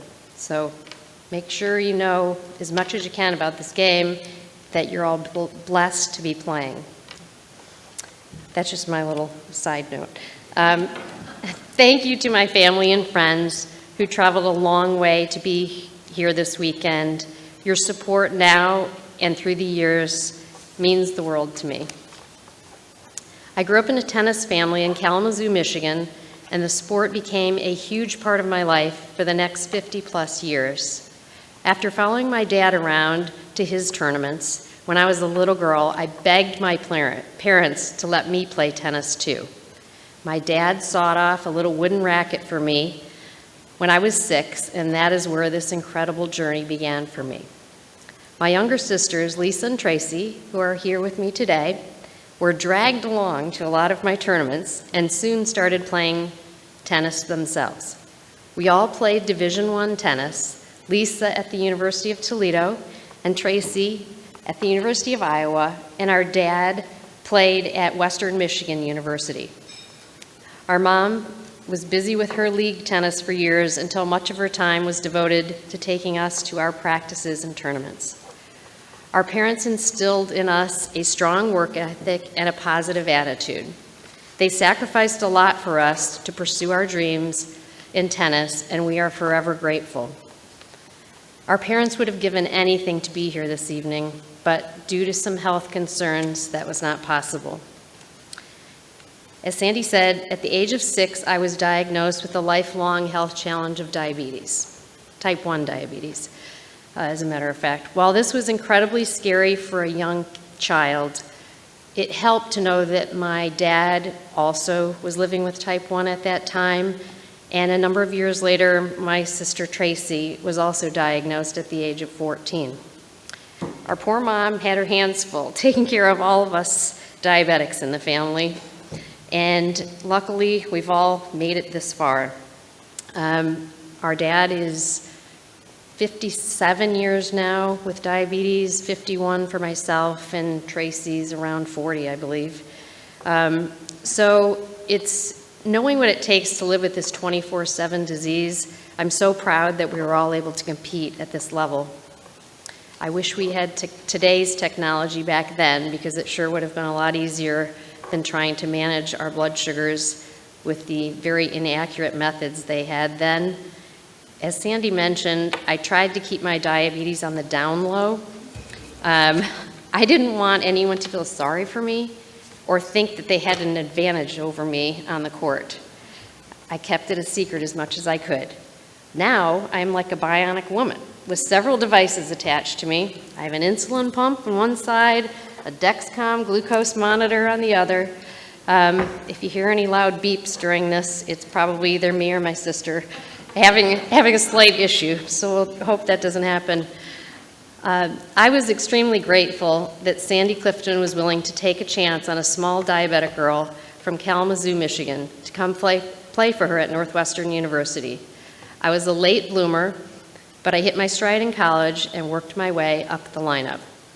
Sandy was a great coach for me, as she always knew when I needed some encouragement or maybe just a good laugh to calm my nerves. She gave me the confidence and support to believe in myself, and she recruited some great players to allow our team to succeed. We worked hard, and we still had a lot of fun. I had some amazing teammates who are still good friends today, like Stephanie Lightvolt, who is here today, and my doubles partner, and more importantly, a really great friend that I've known for a while now, Katrina Adams, who is a former ITA Hall of Fame inductee herself. From the very first day, Katrina and I really clicked on and off the court. Our games complemented each other, and so did our personalities. When we lost 7-6 in the third set of the semifinals in the 1986 NCAA Doubles Championships, it gave us all the inspiration and determination we needed to go all the way and win it in 1987. To win my last collegiate tennis match as a senior and have it be for an NCAA title was very special and certainly the highlight of my collegiate tennis career. Thank you, Sandy and Katrina, for all you have done for me, both on and off the court. Unfortunately, as I started to compete on the tour, I began dealing with some other health issues, which forced me to stop playing the game that I loved so much. They say things happen for a reason. In my case, this allowed me to speed up the wedding plans with my husband-to-be, Mike Stone, who I dated my junior and senior years, and he was an outstanding golfer at Northwestern University and has now been my husband for 34 years. 6 months after we got married, I was incredibly fortunate to have the opportunity to start working for Billie Jean King at World Team Tennis. I believe my selection into this prestigious group of inductees was due to what I did on the court, as well as what I've contributed to the game of tennis off the court in later years. Working with Billie Jean and Alana Kloss gave me so many opportunities to learn and grow in the business at World Team Tennis. Sandy listed various projects I was involved with.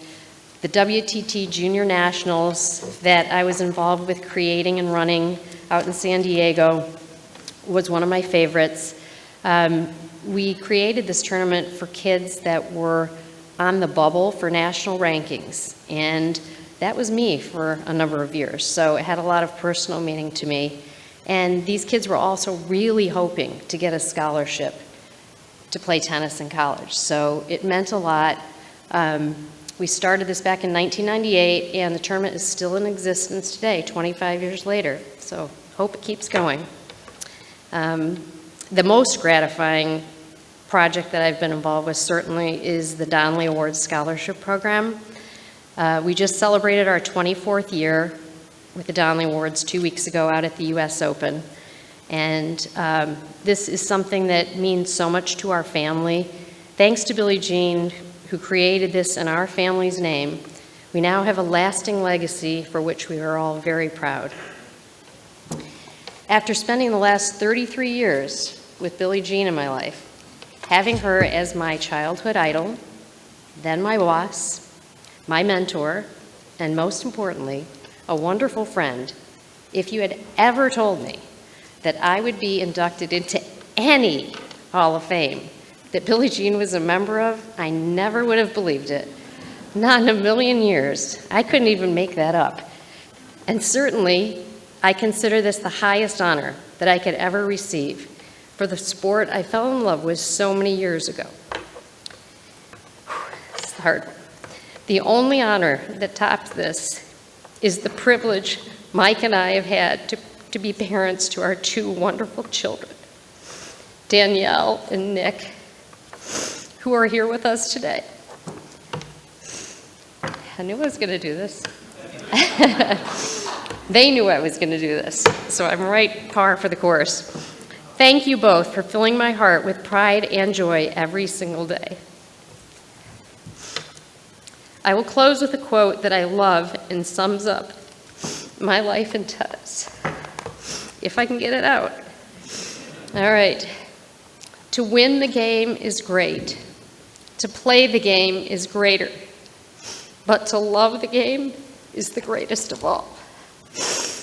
And I sure do love this game of tennis that has given back so much to me and my family.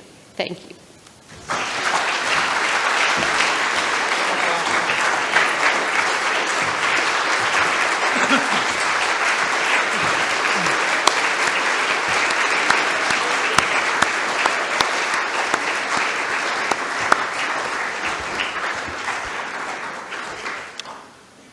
Congratulations, Diane. The other day I said to my wife, Susan, I said, Susan, in your wildest dreams, did you ever think that I might be standing at the podium in front of a very important group of people and introducing Billie Jean King? She said, Gary, you're not in my wildest dreams.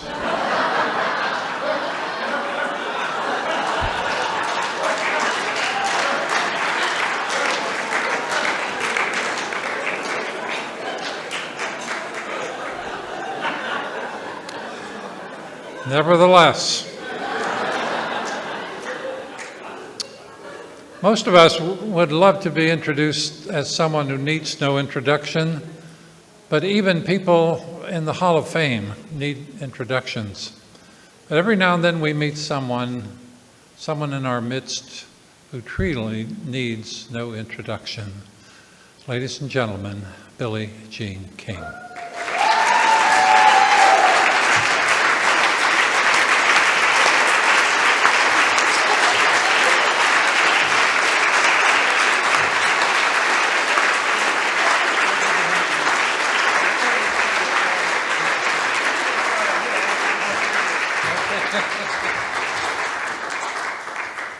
Thank you. That's hilarious. We're going to have to change her mind.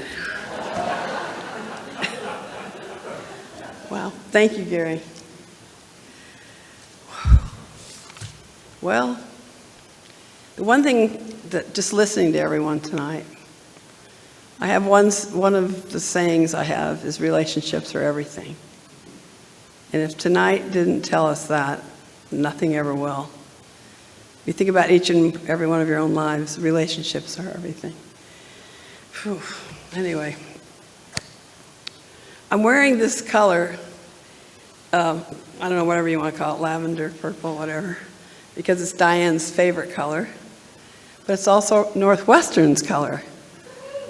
And I wore it also for equality because of Title IX this year, too.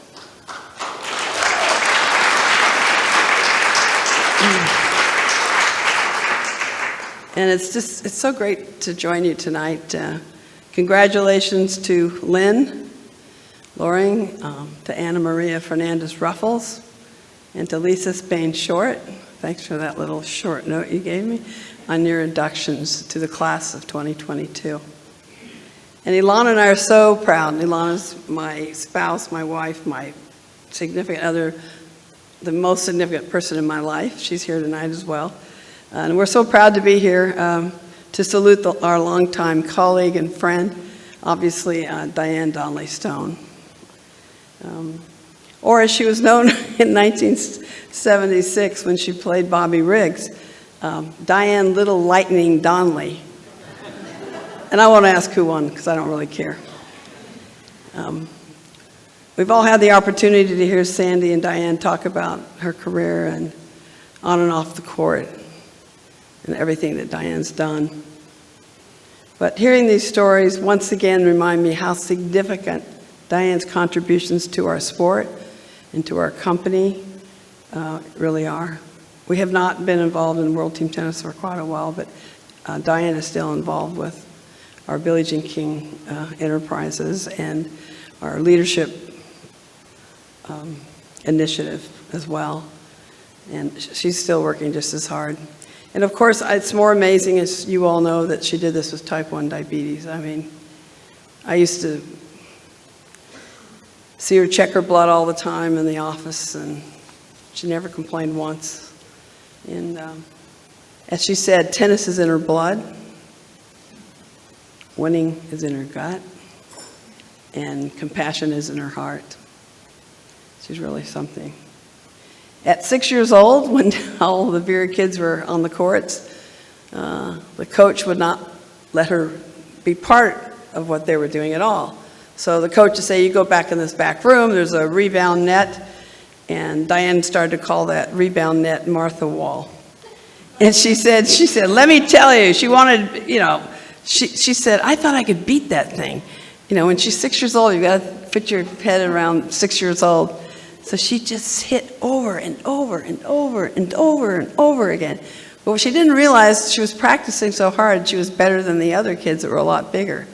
So it's so sweet to hear these stories from her and then Tracy as well. Obviously, until tonight, her crown and glory on the court came with her career at Northwestern. Obviously capped off with the NCAA doubles with Katrina. Hi, Katrina, another great friend. And winning big. And also, I think a lot of people probably don't know that Diane won the 1986 World Tennis Magazine Unsung Hero Award, and that's recognized those who did not receive adequate recognition for their accomplishments on the court. But as we know, the legacy she's going to be leaving with Tracy is this Novo Nordisk Donnelly Award. They created it. Actually, it goes like this. I said, you guys have done such a great job with controlling your sugar. I'm going to put you in the conference room, lock the door, and you come up with the criteria for whatever award you want. We'll call it the Donnelly Awards. But you decide what that means, how you want to do it. Doesn't matter if it's tennis or all sports, it doesn't matter. They chose tennis, and they had criteria for kids who win this award. It's really gratifying every year. We did it at the U.S. Open this year. It was just amazing. And this award, this program is awarded over 200 scholarships, providing assistance to these young people. And Diane has stayed in touch with every one of them, and I think Tracy has too. It's an amazing program. It changes people's lives. Diane, you make me laugh, you make me smile, and tonight you made me cry. And Alana and I are so happy for you and your family. And you finally are a Hall of Famer, which I know is important to you, and a world-class friend. We love you, so congratulations. I've also been asked to talk about Millie West. Her first name is Mildred. That's my mother's first name. I thought that was pretty funny tonight. My mother hated her first name. So we called her Betty when she was alive. And I noticed Millie is Millie, not Mildred. Boy, when I met Millie West, whoo-wee. As Tim said, she's a force of nature. She was the greatest. I loved listening to her and talking with her. And her being so tiny, I finally could look down at somebody. It was great. I go, hi Millie, how's it going? And she would always have something to tell me, how to get money or whatever. I remember her telling me, you have to come in 1995 to you've got to be part of the first year of the Hall of Fame. You have to show up, And I'm looking down. Of course, you never can say no to her. So I said, I just saluted and said, I'll be there. It was pretty exciting that night, too.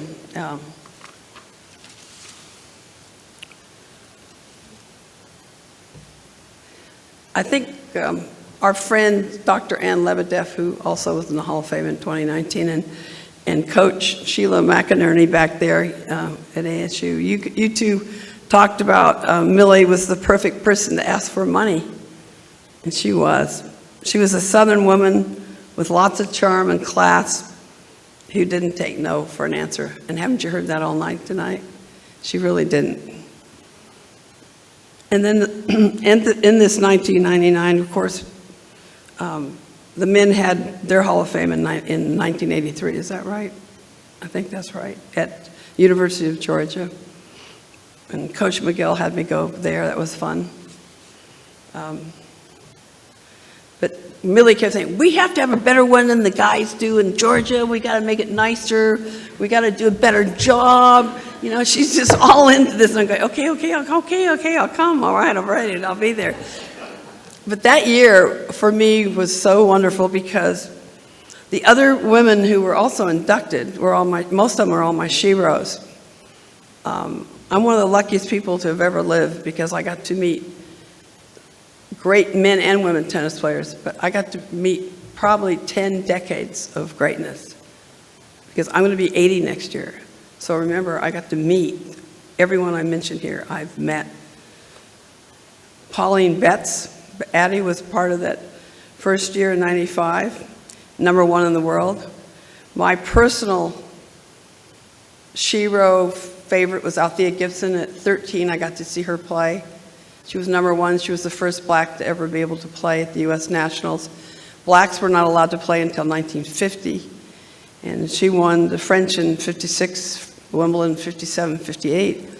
But I got to see her at the Los Angeles Tennis Club when I was 13. And I knew what it looked like to be #1. And I thought, oh, I'll never be that good. Oh. And my parents always said every generation gets better.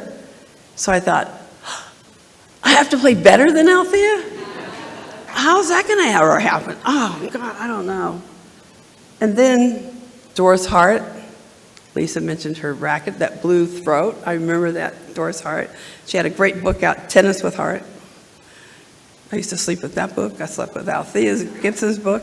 I'm not kidding. With my racket, my tennis sweater. Also, Hazel Hotchkiss Whiteman, who created the Whiteman Cup, which was the United States versus Great Britain. She created that in 1923. And then Helen Lewis, who was so good to our sport.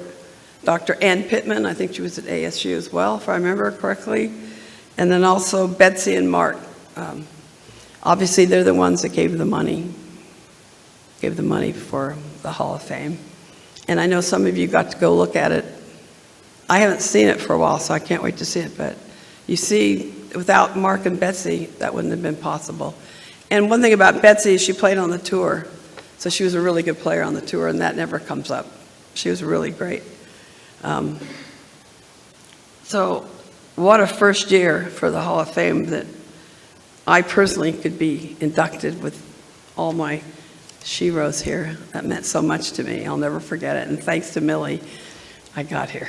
But she had such a great sense of humor, too. She'd laugh. So she was so great.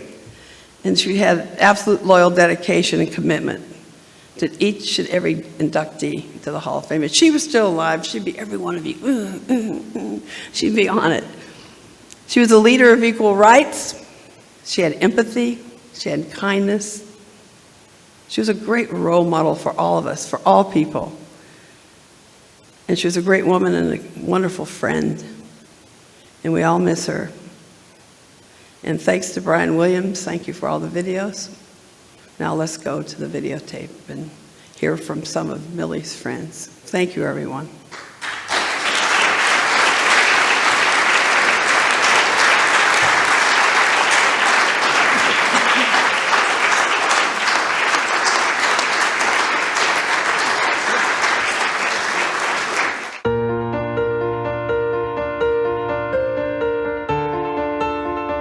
Millie just had such a way of putting people at ease and getting them charged up to do things.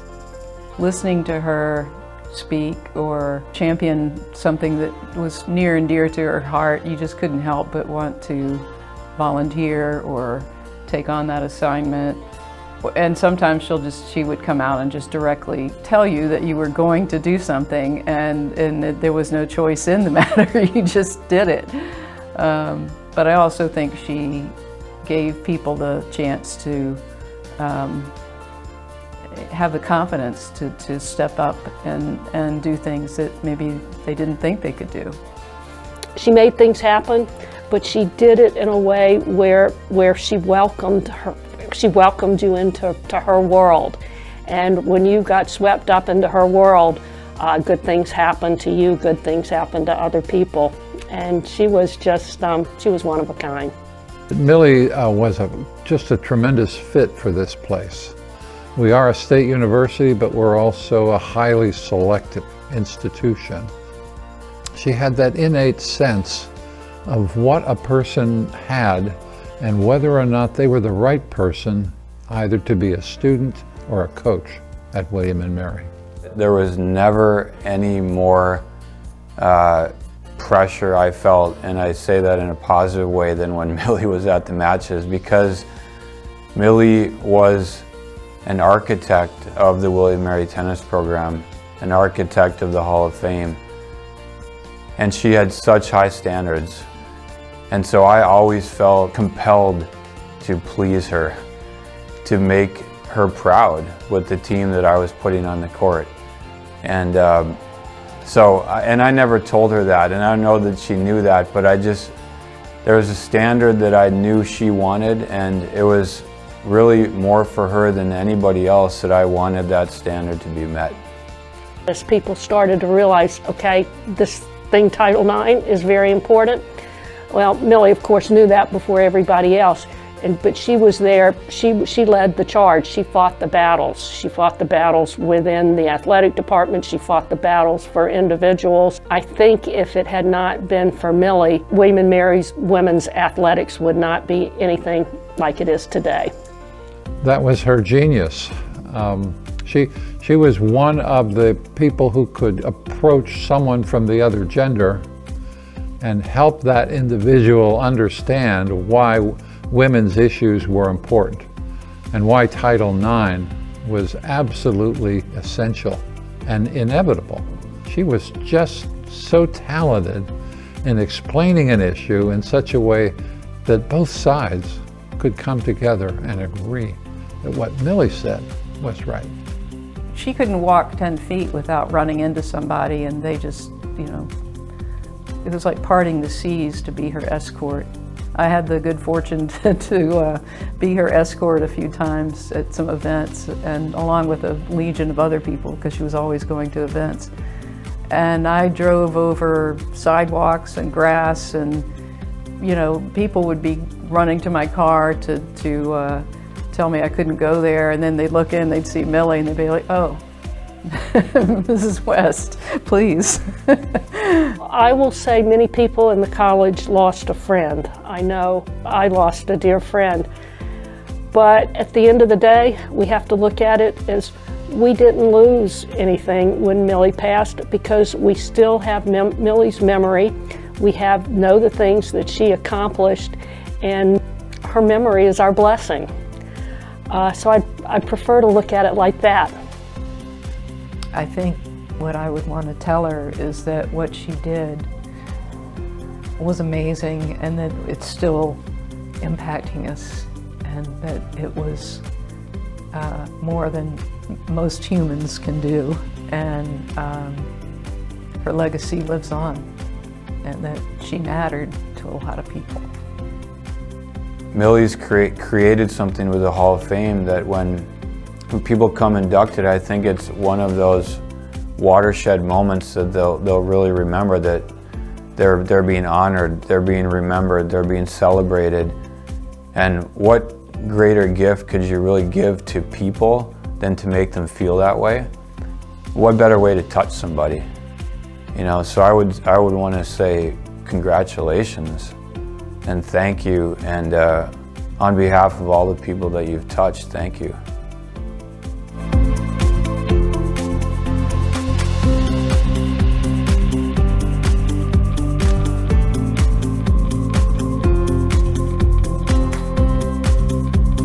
Billie Jean, you've added your class and charisma to make our evening far better than it might have been without you. Please accept our deepest gratitude for the privilege of your time with us tonight.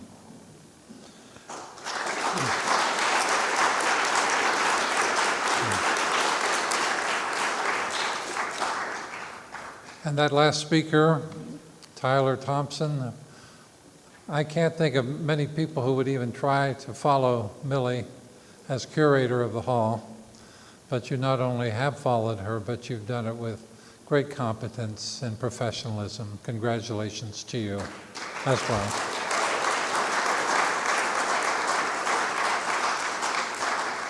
Brian Williams, I know that I speak for all of us when I say that your creative energies make every event a wonderfully critical and special experience.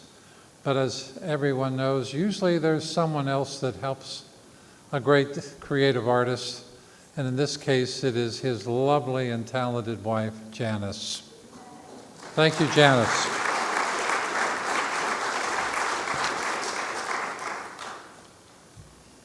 Well, as we approach the halfway point in our program this evening, just kidding. This has been a very special evening. Past ceremonies were never complete unless we enjoyed a taste of the William and Mary talent.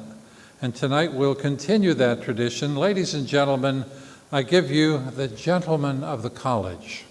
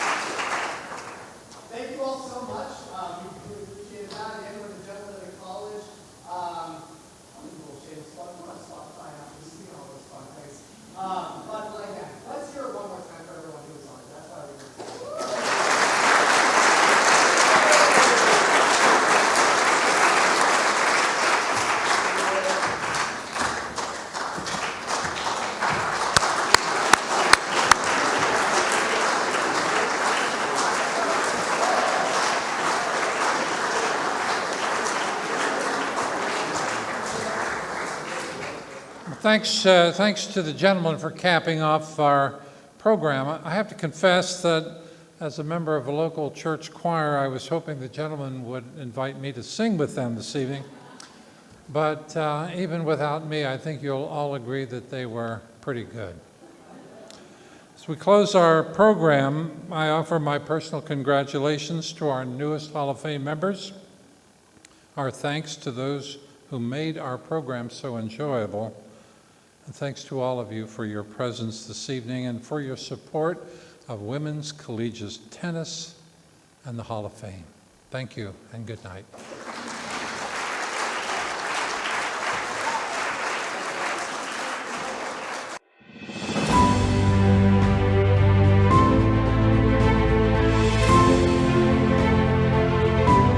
My name is Suzanne Scott Horsley, better known as Sue Scott, and I graduated in 1987.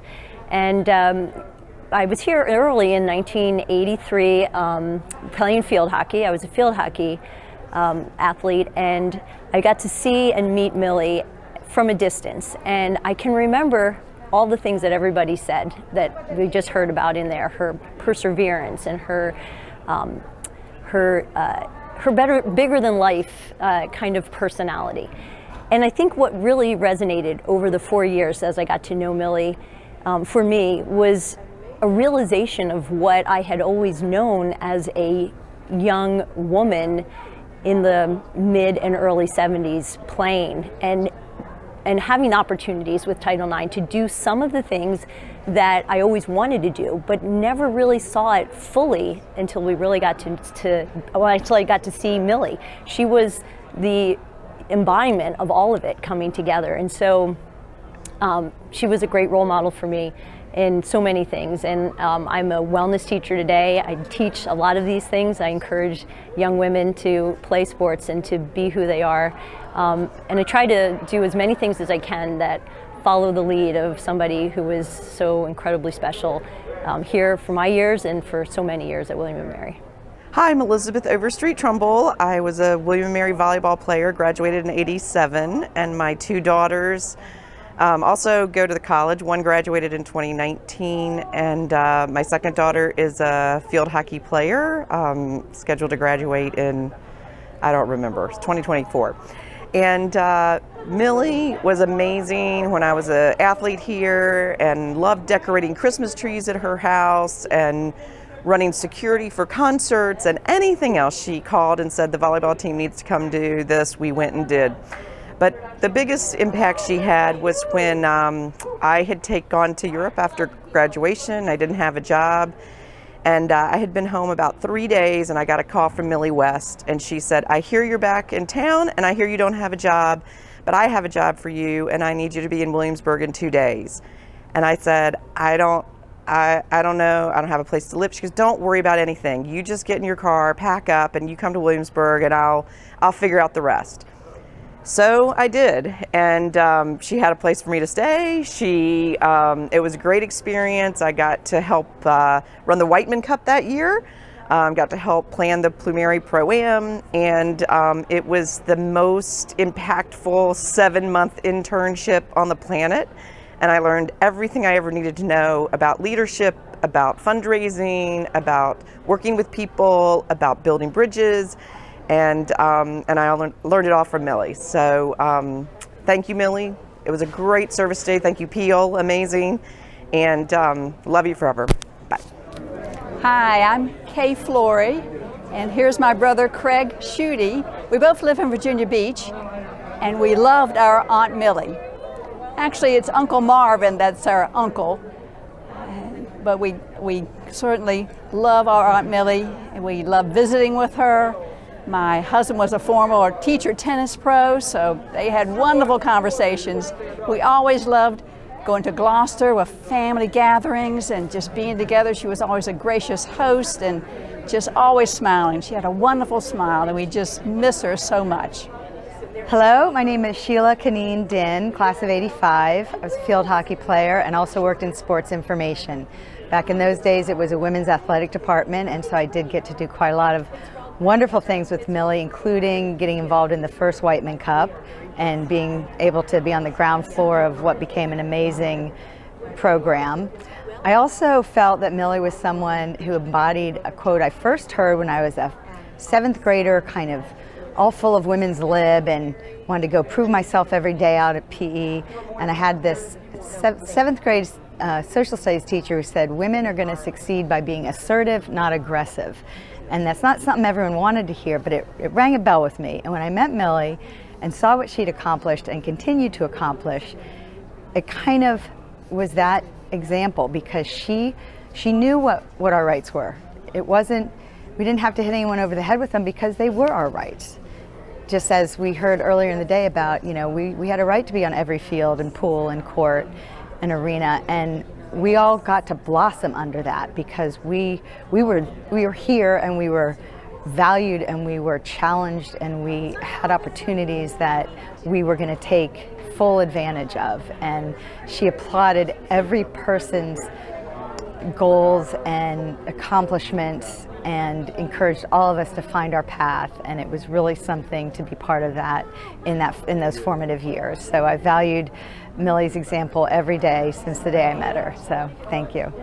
I'm Debbie Hill, and I had the very good fortune to work for Millie West for 32 years as the volleyball coach at William & Mary. She was a mentor and friend, and I just wanted to share one quick little memory. At the end of her life, Millie was at home, and we were with her, and there was a caregiver there from hospice, and we were in with Millie, and the caregiver was monitoring the telephone, and the phone rang, and we all looked in the other room, and she came in with the portable phone, and she said, "This person just said, 'This is Billie Jean. Is Millie there?'"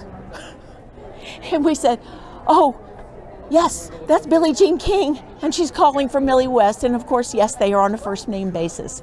So it was just the sweetest thing to recognize, you know, how far Millie's influence went, and that she was beloved by everyone from the groundskeeper to the world famous Billie Jean King. Hi, I'm Camilla Buchanan, and I am married to Deborah Hill, and that Millie played a huge role in the fact that Deb and I have been together for 40 years. When I met Deborah, she was a volleyball coach here at the college, and I was married to a great guy here in town, had 2 kids, and astonishingly, I fell in love with Deborah. It kind of was the biggest surprise in my life. But we got together, and Deb was the volleyball coach here at William & Mary at the time, and Millie was her boss, and Millie never turned a hair. She was completely fine with our being together. She was supportive in a time when coaches came out as gay, they were fired without any thought. Deb went on to be an openly lesbian volleyball coach, the first Division I volleyball coach who was willing to be open to her players and to her recruits. And it was a wonderful thing for William & Mary because it was a safe spot in William & Mary Hall. Players who were questioning their sexuality knew that they had a place that they could go and talk to. And I'm very proud of my wife, and I'm very grateful to Millie West for giving us this opportunity to be together and to continue in our careers.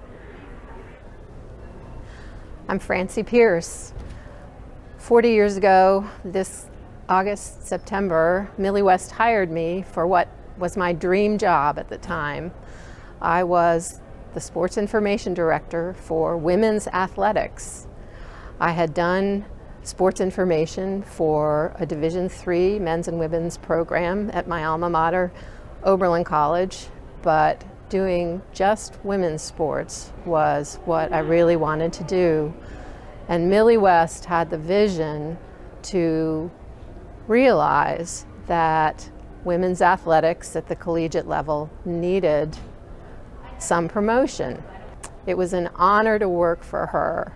She was delightful, charming, focused, had high expectations, and supportive as well. I only wish that I could have done more at the time to promote the women's athletic program. It was also one that I believed in, with high ideals that truly emphasized and embraced the student athlete. I'm Stuart Gamage. I was proud to be a tennis player for Millie West. High honor, not too much talent, but that didn't seem to stop Millie. She needed a team, and I was a willing victim. The size of the team was dependent upon the size of Millie's car that year. If she had a large car, we had a larger team. If she had a Volkswagen one year, we had a very small team. We had no expenses for travel. Millie paid for just about everything, but of course she never told us that. The money mysteriously would show up, and we would have the ability to have lunch or dinner whenever we went out of town.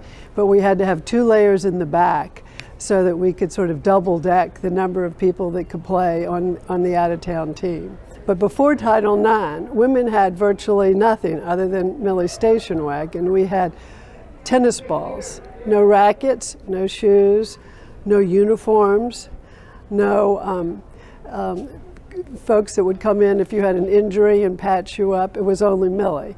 But Millie was enough. And we beat Duke, and we beat lots of other really better teams because we were scared to lose. So one spring, we were not in very good shape, and so she took us up to St. Catherine's to play a high school team. But of course, these were the best high school players in the state. Well, we all won our first set, but we'd all been out having a good time the night before, and we lost our matches. She said, "This is the most humiliating moment in my coaching career. This will never happen again. You will be practicing and running every day." And then anyway, the rest of the season went great, but I think that was, Millie understood we needed a moment of humility, and we certainly got it. But you know, if you were on Millie's team, you were on her team for life. And I knew her up until the week she died. She's a great friend, and we miss her. My name is Joe Nash. I'm a 1965 graduate. My wife Janice Nash is a 1967 graduate. We met Millie when we were going to visit the new McCormick Nagelson Center, and she very quickly got us to buy 2 of the seats there, and that was the start of a long, long relationship with one of the most wonderful persons that I have ever met. We've learned a lot from Millie. We enjoyed being with her. Another one of those funny stories, one weekend when we were staying at Millie's house, we brought a bottle of wine in to sit down before dinner, and she took it and looked at it and set it down and said, "We'll drink this, it's better." And it was, "That's Millie, you accepted it, it was no problem at all." And of course she was correct. But we are so lucky to have known such a wonderful person, and we wish her well and her family, and she will remain with us always. Thank you.